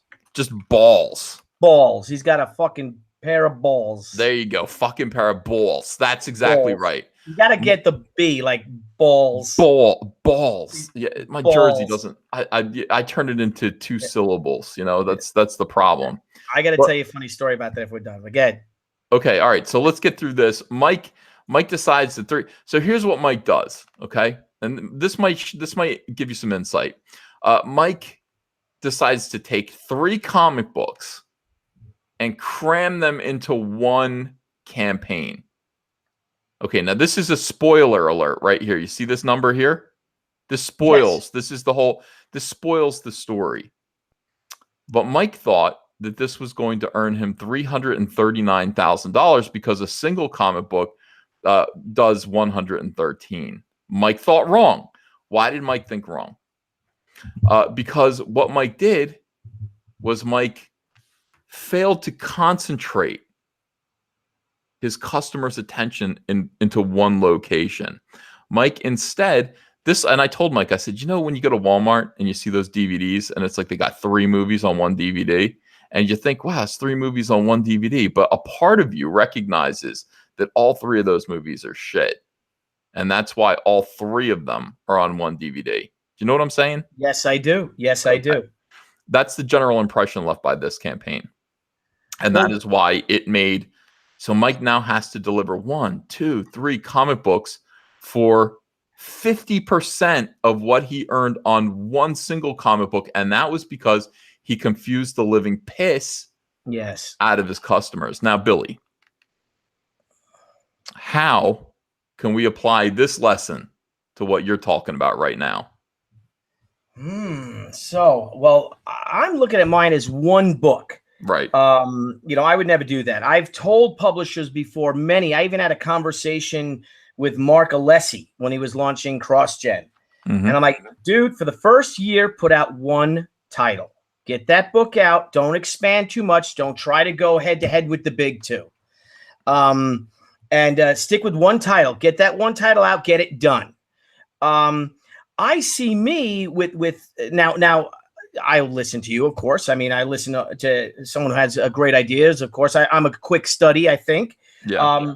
That just sounds like a bad plan. I hope not to confuse people. I just hope to I was thinking of it as a store, and you have your People that go, like I said, the people like to buy Fords, the people like to buy Chevys, and the people that like because we've met, and we've met people that only who will only buy on Kickstarter, and there's people that only buy an Indiegogo. There's nobody that only buys on Kickstarter.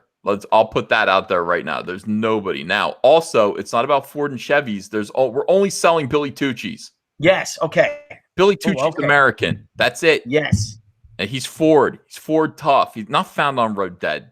Ford's a great fucking brand. A great brand, dude. Ford. It is a great brand. Right, I mean, help win the war, for God's sakes. The war that you and I volunteered for back in 1941. Hell yes. Even though Henry Ford was a big fan of Hitler. Yes, he was. He was a bigoted monster. And then he, in his last days, though, he really didn't he have a real come to Jesus moment at the end? I hope so. You mean when he died? Yeah, when it near the end of his life. I hope so for his. I thought you meant literally came to Jesus, like when he died. I mean, I assume he did. We all will. But no, I don't think old Uncle Adolf did. Do you think Hitler did, that scumbag? I sure hope not. Yeah, there's a hell just for Hitler. I don't know how many people belong in hell with Hitler, but I imagine Stalin belongs in hell. Absolutely. I mean, Ruth Bader Ginsburg, a few. I'm just kidding about that one. I take that. SJW Spider-Man. I was kidding. I was kidding about that. Oh no, what does that mean? You can't joke about things? Can't joke. Can't joke about that. That's not right. Somebody says Pol Pot. That's right. That's better. Pol Pot, sure. Yeah. Now, do I want to know what an SWJ Spider-Man is? Is that no? I don't want to. I don't even know what that is. Okay. No, don't worry. He knows who you are, and that's enough of a problem. You don't know. You don't need to know who he is. Yeah, I don't know who he is. Now, here's what I want to say to you. If you put your campaign on 2 different crowdfunding sites, right, you are going to confuse people unnecessarily. And I know it seems like you're not going to.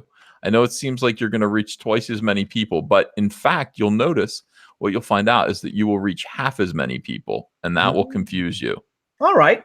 Okay. Point taken, my friend, and thank you for that. I will, and for everyone else out there now.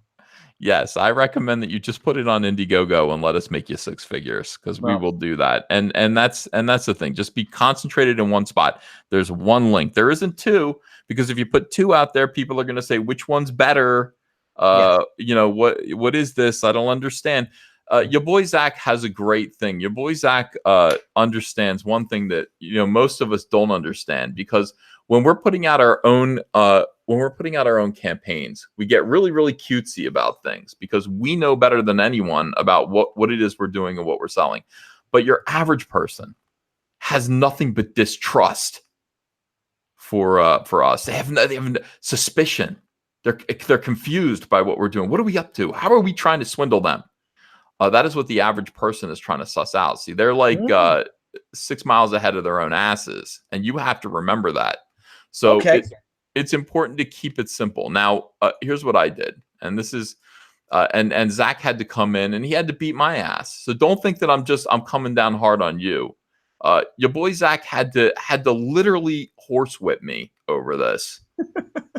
He said, I said, "Hey Zach, what do you think of my campaign?" Right before I launched it, and he went through it. He went, first of all, the word "and." This is how important this is, Billy.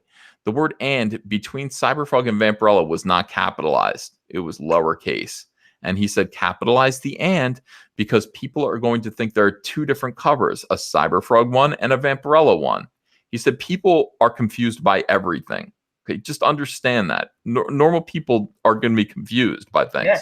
Yes. And then I went down here and I had cutesy names for all of these covers. I'm like, hey, look, the black and white one is called Drained. Get it? It just says Drained. And then this one here, variant cover with the logo, is going to say something like Spooked or Nervous, or I can't remember what it was. They all had little titles.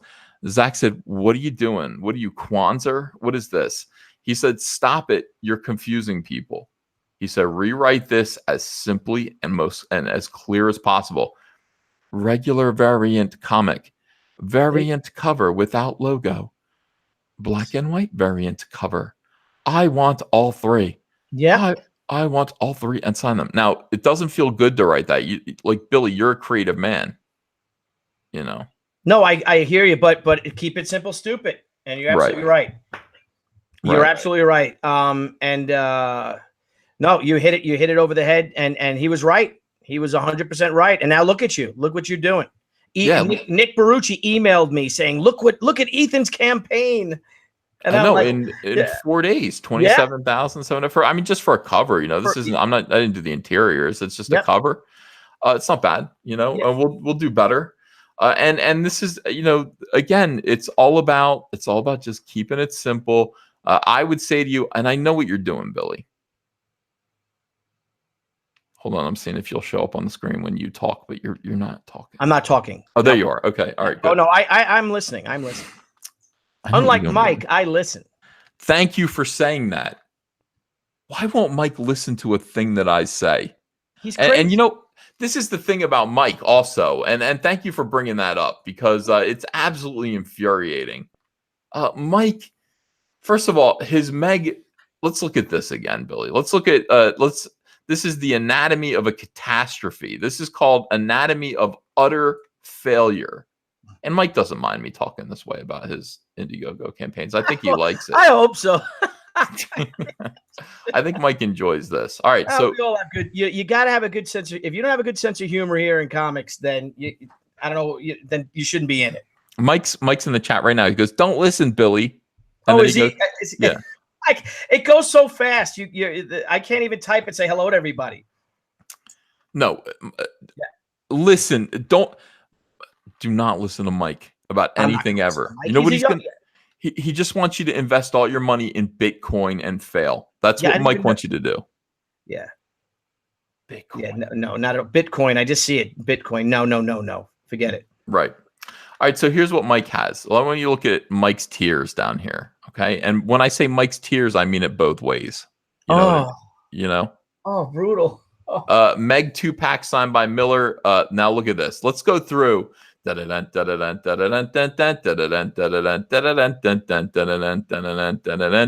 great. No.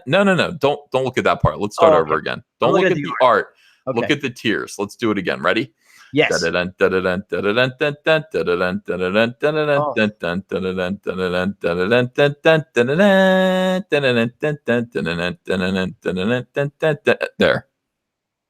Now, that was literally, I don't know if you were counting, that was 4,800 tiers. 4,800. That booty, though. Yeah, that booty. Okay. But that was Shaq. Yeah. Why would he do this to people? This is sadism right here. This is not fair. Nobody wants to have to deal with this. And people are going, I might. People are going, I might want to buy a shark book, but I don't like sharks. And then he does this to them, and then they just give up. Like I got to click on this and find out what the hell he's talking about here. Right, because you had the Meg, and then you had the 6-gun samurai. Yeah, and then all different count. What if you only want the Meg? What if you want the Meg and deal with the devil? What if you want all three? What if you? So you've got 800 combinations of these three items. God damn it! Excuse my language, Mike. I need a drink. No, yes. No. I think Mike should get the giant duck today. I don't. Every single day I try to help Mike, and he doesn't listen. And then look, he didn't listen. He didn't listen. Here's his new campaign here. This is Lone Star Soul of a Soldier. Yeah, look at that. Good for him with those numbers, though. Did he do this? Sure, yeah. Well, I mean, again, what did we do this time? What did we do that's different? We focused all of our energy on one book right. In one location, Billy. Yes. Because this is for you, too. Chris Sawyer says, we still love you, Mike. What do you mean? Doesn't need to know that. This is love. This is tough love. Yeah, you need tough love, especially when you're amongst your peers. And friends. You want to help them out.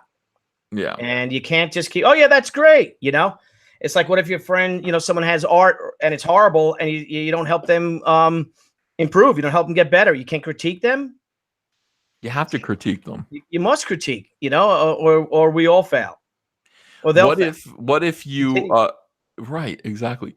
What if you help your daughter, who's a very talented artist, sell her art through one of your live stream auctions? Then you take 90% of her earnings and invest it in Bitcoin against her will.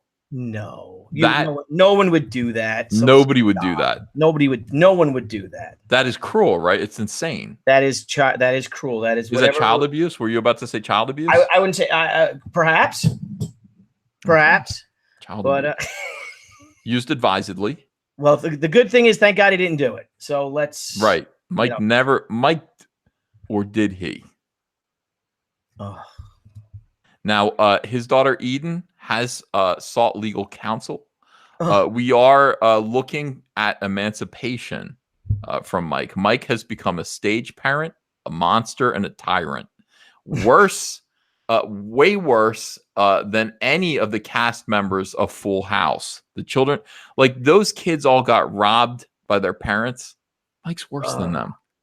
Yeah, I'm actually I'm working on a story about one of the very first cases about that, which will be a graphic novel of mine in 2021 right now.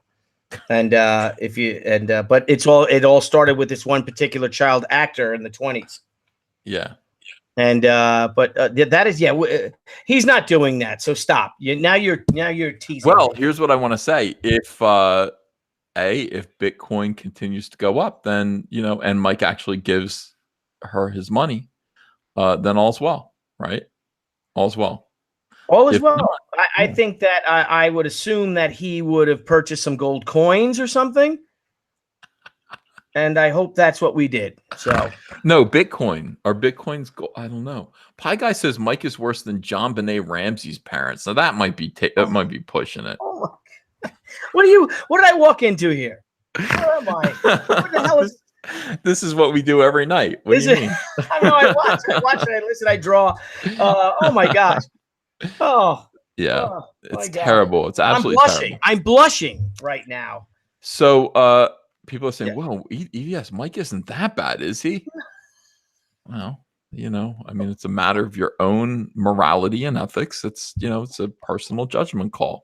Lone Star sold the soldier $134,164, which, if Bitcoin takes off, is going to become probably over $1 million when he invests this in that. He's got a lot of tiers here, a lot of tiers. If you haven't yet backed it, please do. This is my cover, Billy. I did a cover for it. Oh, beautiful. Yeah. Beautiful. No, all the art looks great. I'm looking at the art. Yeah. And it looks fantastic. Great cover. Thank you very much. I did and this Kyle is amazing. Friend. Kyle is amazing. Isn't he great? You want to use him for something? I'd love to. Yeah. He is just tremendous. Maybe when we get off, you could put me in touch with him because I don't know him. Well, I will put you in touch with him. Thank you. I mean, he's really fantastic. Again, with the Vampy cover too, I'm like, wow. Kyle's fantastic. Now, I did this for Mike because I'm Mike's friend. Well, it's beautiful. Friend. Great job. You are a good friend. Yeah, you are. Yeah. You are. Mike went and he did this. Mike is doing a crossover. This is a Comicsgate crossover with Lone Star, his characters from Lone Star. Graveyard Shift, which is John Malin's book about. John Malin's got a book called Graveyard Shift, and it's basically like, what if the Universal monsters were superheroes? Okay. Oh, cool. Okay. Cool, like X-Men style concept.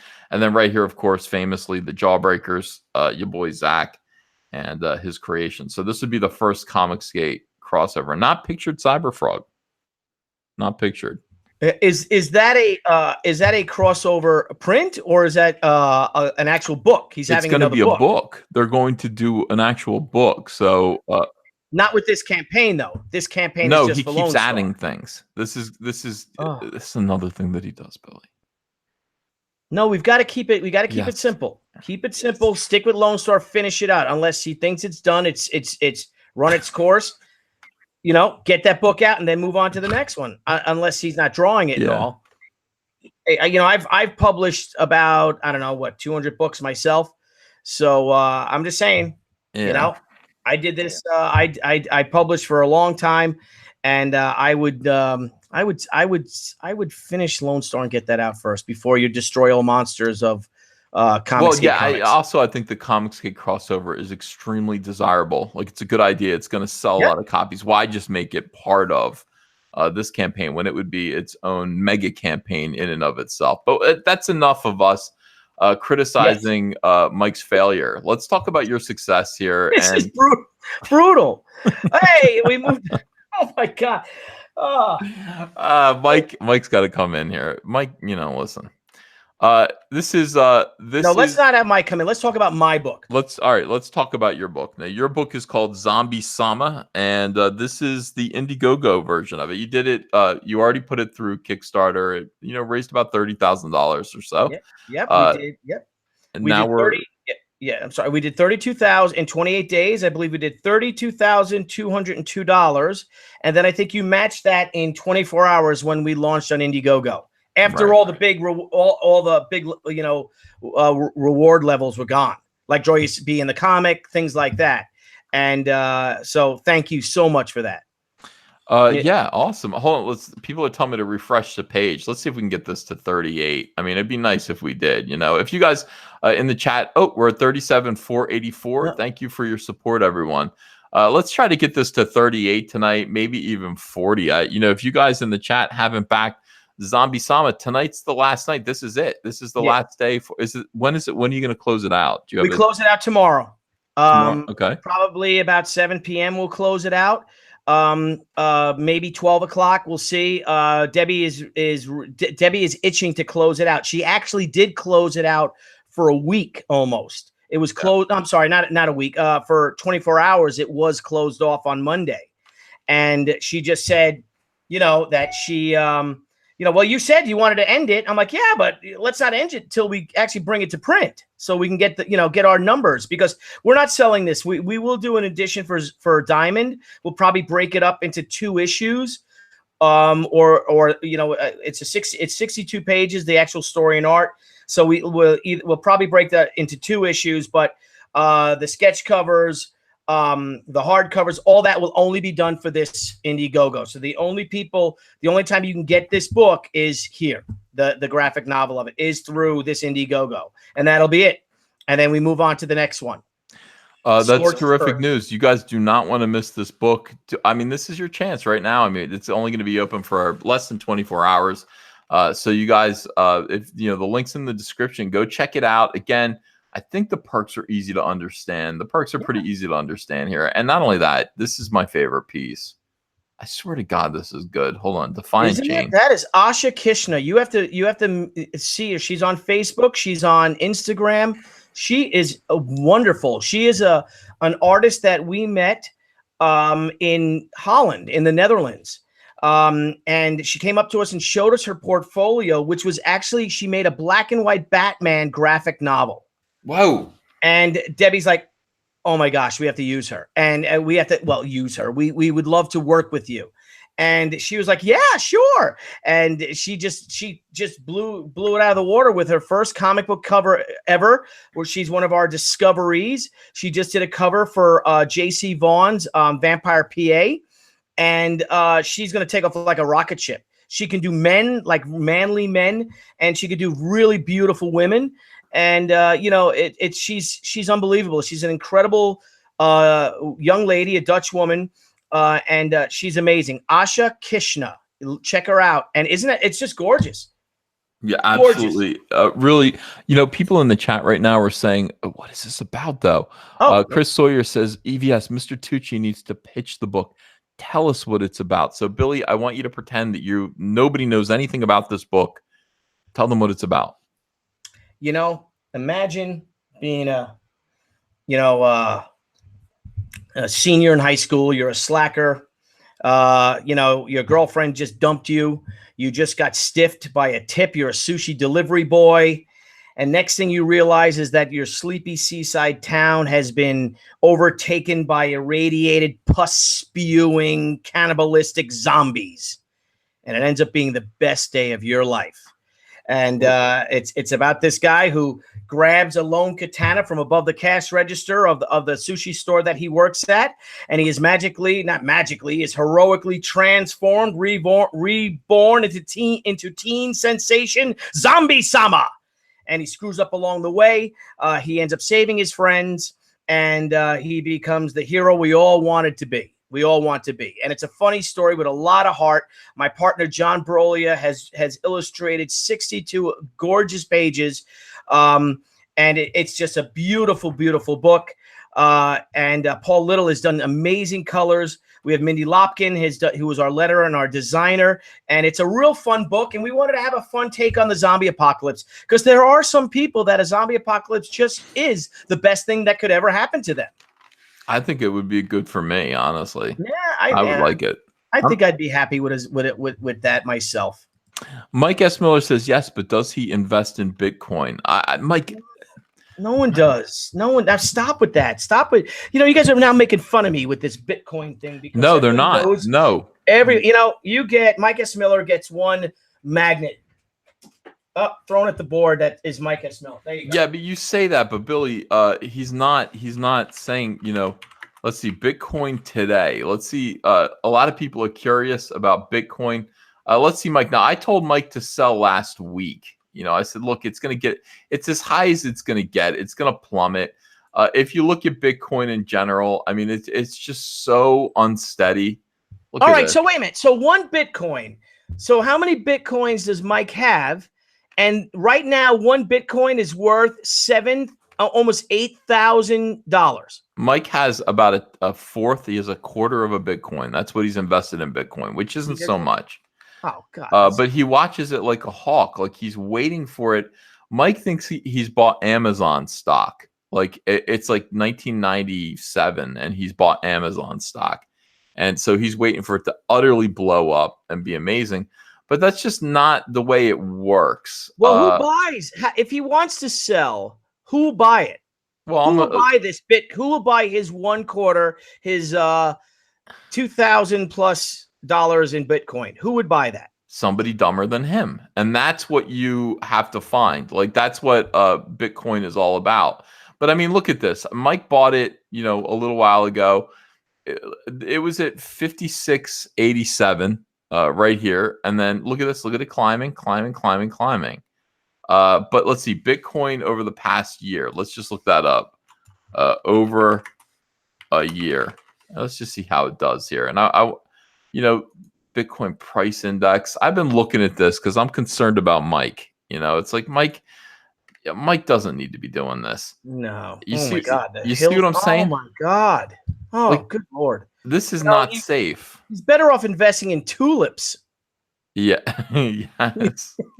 So this is Bitcoin over the course of a year. And as you can see, it's like plummets. Is this over a year? I don't know if this is over a year. No, it isn't. It isn't. This is just over the this year. This is just today. You got to be kidding me. Oh no, that's today. Oh, good Lord. All right, hold on a second. Let me see if I can figure this out. So let's scroll back here. Scroll. As far as the let me go, let's just say April 5th. Do you understand? Do you see this? I don't like it. Mike, I don't like it. I'll see you in San Diego, and I might have to smack you. I won't do it in front of your beautiful children, I promise, or I might just shake you. Mike is saying, listen. Snap out of it. Mike is saying, listen to the old Luddites talk about technology. Well, I guess I don't know what kind of high tech this is here. I don't know what this is. That doesn't seem very high. Yeah, it's pretty low tech. So January of 19, I don't know when Mike bought it, but it descended to $3,200 down here. And then suddenly you've got this crazy spike right here. And you're like, oh my God, it's going up and up. But see, look at this spike over here. So this is what happens. It does spike. It descends to hell. Spikes, descend, spike, descend. Whoo, boom, plummets right here and stays here. Stays at the bottom here for 5 months. It's a fool's errand. A fool's errand. Why is he doing this to himself? I don't know. I think if we see him on an airplane, going to a convention, we should all line up like we did in the film Airplane. Mm-hmm. And while he's hysterical with these things, and we all line up with Leslie Nielsen and the nuns with the boxing gloves, and the old guy with the gun and everything, and we have to try to snap him out of this. Your family is too important, Mike. It is too important. Now, I told you to sell right back here, didn't I? I said, Mike, sell. It's at 85.88, Mike. Sell. He said, now. and then boom, it plummeted. Look at it. It's on its way back down again. 77. I would spend that 90. time that he spends watching the Bitcoin at the art table. Yeah. Concentrate on your stuff, Mike. Well, You're crazy. It's crazy talk. Crazy talk. That's all I'm saying, Billy. And I don't want to, I don't want to hurt anyone's feelings. I just want Mike to succeed. That's what I want him to do. I want him to succeed. And Mike's in the chat saying, you don't know what it is. You don't understand. It's not. All right. Maybe he's right. What if he's right? What if everybody suddenly believes in magical fake money and it just goes through? You might as well with that money, you put in take $2,000 and put it in the pot stocks or something. What reefer addicts do.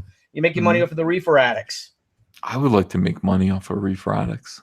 Buy pot stocks or make a cyber frog and put a Bob Marley hat on them with dreads. Make a shirt. There's your Redbubble shirt. Cyber Frogman. What do you think of that? Just one shirt, Cyber Frogman, like that. I'm hoping we jamming or something. Yeah, I'm really hoping Cyberfrog becomes a cultural figure the way Bart Simpson did in 1991, where all the bootleg stuff just starts to pop up. Remember when Bart Simpson had a million bootleg shirts? Yep, absolutely. What is the next? Cyber Frogman. Yes. The burner. You give him like red eyes. Like his eyes are all red, like the reggae shock. But he's like the reggae frog. I would completely do that. Cyber Frogman is pretty badass. You have him like, sitting there, he's got a fat spliff. You could do blunt. Yeah. Bro, yeah, you could do the what is it?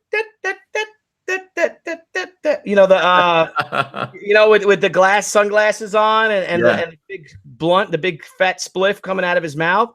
Yeah. Do that. You can make that with Cyber Frogman, or you just make him Gangster Frog. What do they call that one when they do that? Gangster, like Thug Life. Thug Life. Thug. So you have, Hoppin' Thug Life or something, or just Thug Life, Frog Life. You just do Frog Life with the sunglasses and the blunt. Boom. Frog Life. That's money in the bank there. Money. MCM, baby, making cash money. That's why we do this. This is a business. And you know this, man. Haven't you seen Friday? Come on, Smokey. I love that movie. I do too. It's brilliant. Do you remember the 90s? Do you remember the Hughes brothers? Of course I do. Oh, what happened to them? I don't know. I like Menace to Society. I mean, Menace to Society is such a good movie. A lot of great films. It was almost like they came so close to almost being like the 70s. You know what I mean? They had all these great urban things, and then I don't know. I guess everyone started doing sequels or something like that. Yeah. And now we're doing our little. Oh look! Oh, someone said hip. It's hip with the kids, right? Frogs hip hop, right to the hip hop, hibbity to the hibbity hop hop. You don't stop a frogging, something like that. You have your little thing with Gangsta Frog. Yes, somebody had a T-shirt design that says "Hippity hoppity, I'll fuck up your property" with Cyberfrog on it, and I went, I don't know.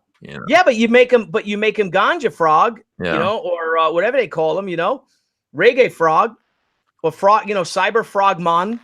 Do you think that's good? I mean, do you think that's gonna sell? It's like Cyberfrog, like Rastafarian Cyberfrog. I think if you did that original art and then you sold it, that would be worth it as it is, because aren't these shirts like almost on demand? Yeah. So boom. I just looked at the thing and someone says get Tucci off the air. The first time I look at the people are saying that you're gonna tank Cyberfrog with your ideas. I don't think that's gonna happen. Don't listen. I only use your best ideas, Right. Anyway. Everyone's got a whole bunch of ideas. So, you stick with the good ones. Absolutely. By the way, Billy, I don't know if you're aware of this. Hey, everyone out there, please back Zombie Sama. The link is in the description. If you have not purchased a copy of Billy Tucci's book, Zombie Sama, you only have 1 day to do so. It's urgent that you do that. Let me see where it is here. Billy, I'm losing my eyesight. I got these big, thick Coke bottle glasses that I only use to read and to find my way around the house. That's it. Me too. It's horrible, isn't it? I got 1.25 power, and it's terrifying. It is. It sucks to be going It, blind. it does. It sucks getting old. Not that we're old, but it just sucks to have to, when the eyes start going. Oh my gosh, look at that. I see that. We're almost at $38,000. Yeah, we're almost there. Thank you, guys. I appreciate you guys. Thank you in the chat. Please continue. Let's push this campaign forward the way it needs to. You've got one more day. If you have not yet backed Billy Tucci and John Brolia's Zombie Sama, now is it's your only chance. I don't know how many more times I need to say it, Billy. Somebody had a great, yeah, it's their last chance. The book is gone. It won't be in stores until next year. And when it does, it'll be in separate individual issues. So this is your only time to get the collected edition with these really cool covers. And then we're off to the next one. We move on. We move on to Zombie Sama 2, Dorm of the Dead. I love it. Yeah, and then with of course She, the Return of the Warrior. This is also the only place you can get the She, Return of the Warrior Ashcan edition. It's got the comic book size Ashcan edition. If you scroll down, you'll see that. And boom, that's the only place you can get it. I'm not going to have it at cons or anything. So that's it. I love it. I love it. This is every reason right now to support and back Billy Tucci's Indiegogo campaign. Zombie Sama, he gave you a rundown of what it's about. I mean, it sounds like a good time to me. If it sounds like a good time to you, make sure to throw some support behind it for Billy Tucci.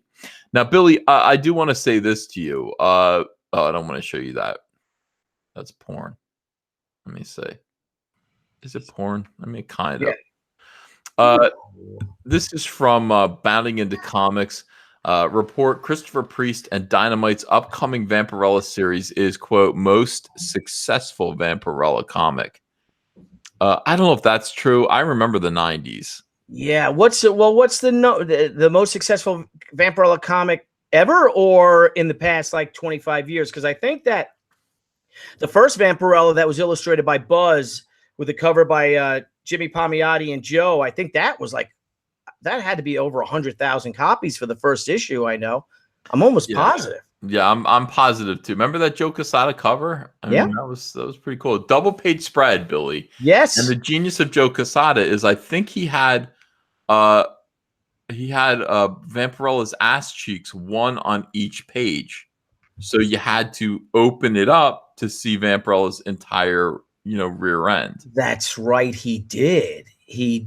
And she was bathing in blood. Yeah.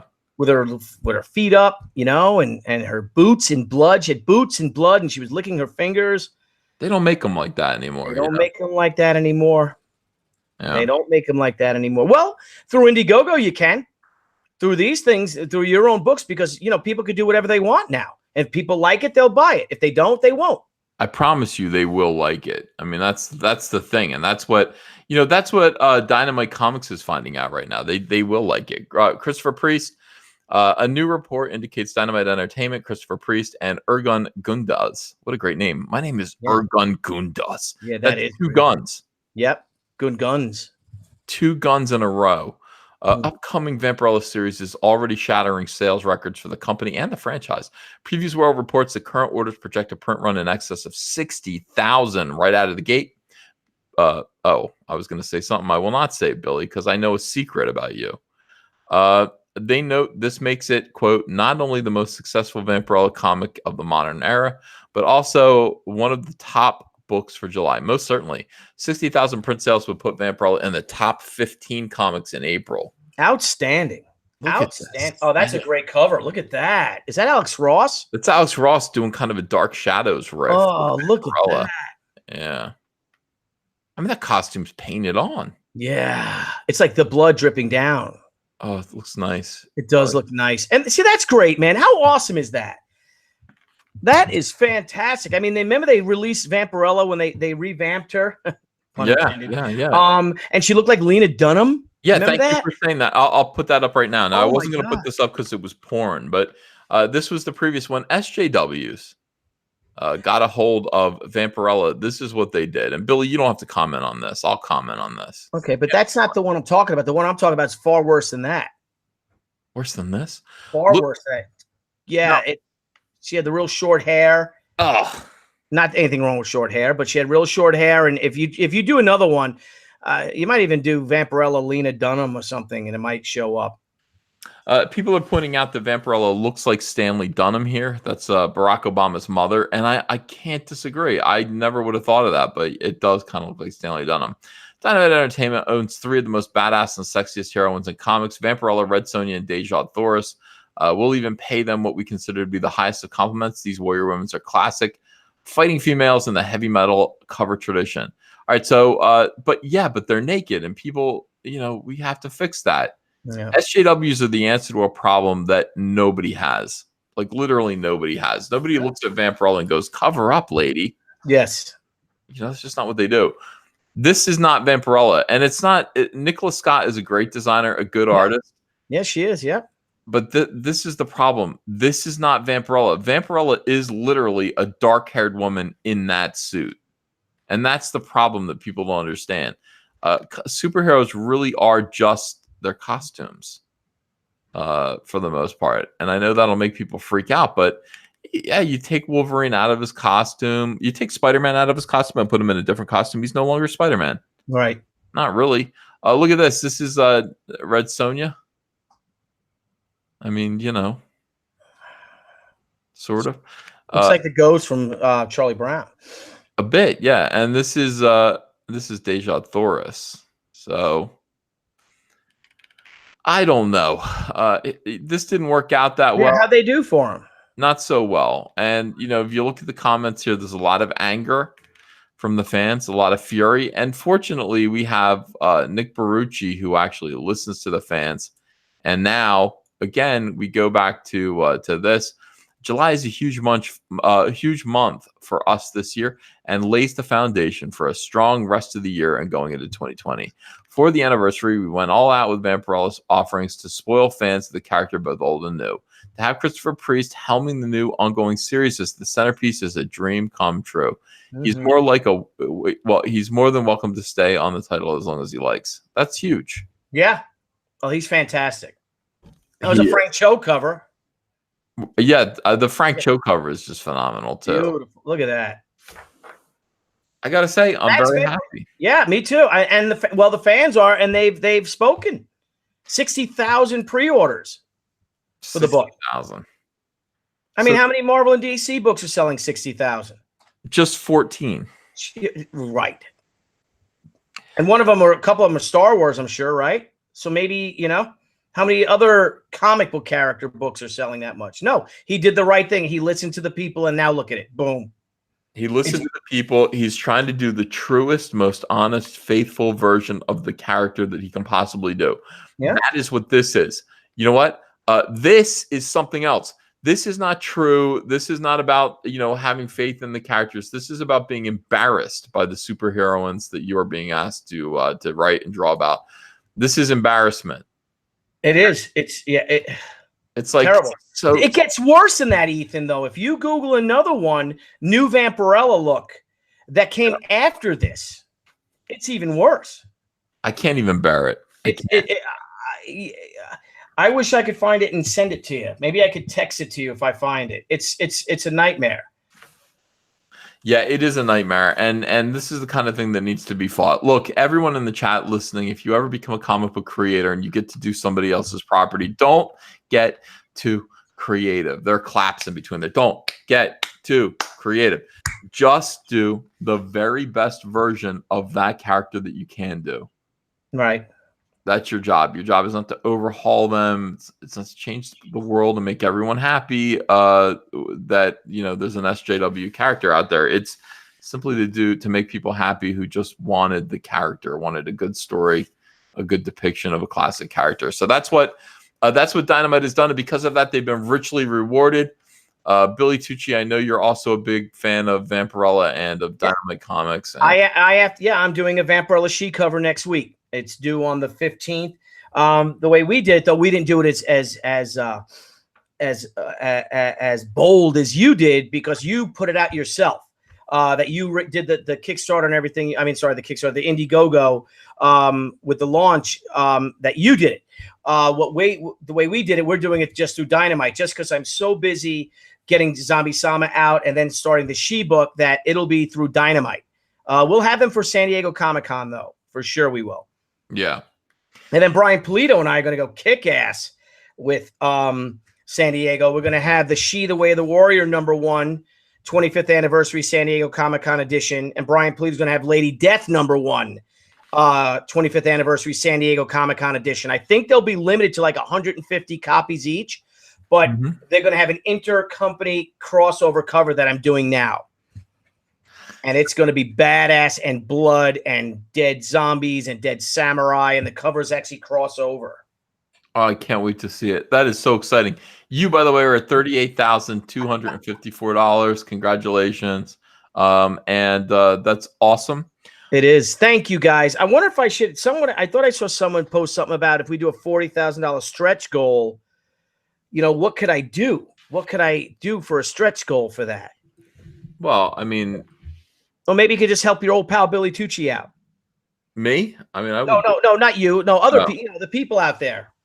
Yeah. Instead of confusing the matter even more. Now, EVS, how are you with your stretch goals? Or does your book, did it just take off so much that you kind of just you couldn't even keep up with them?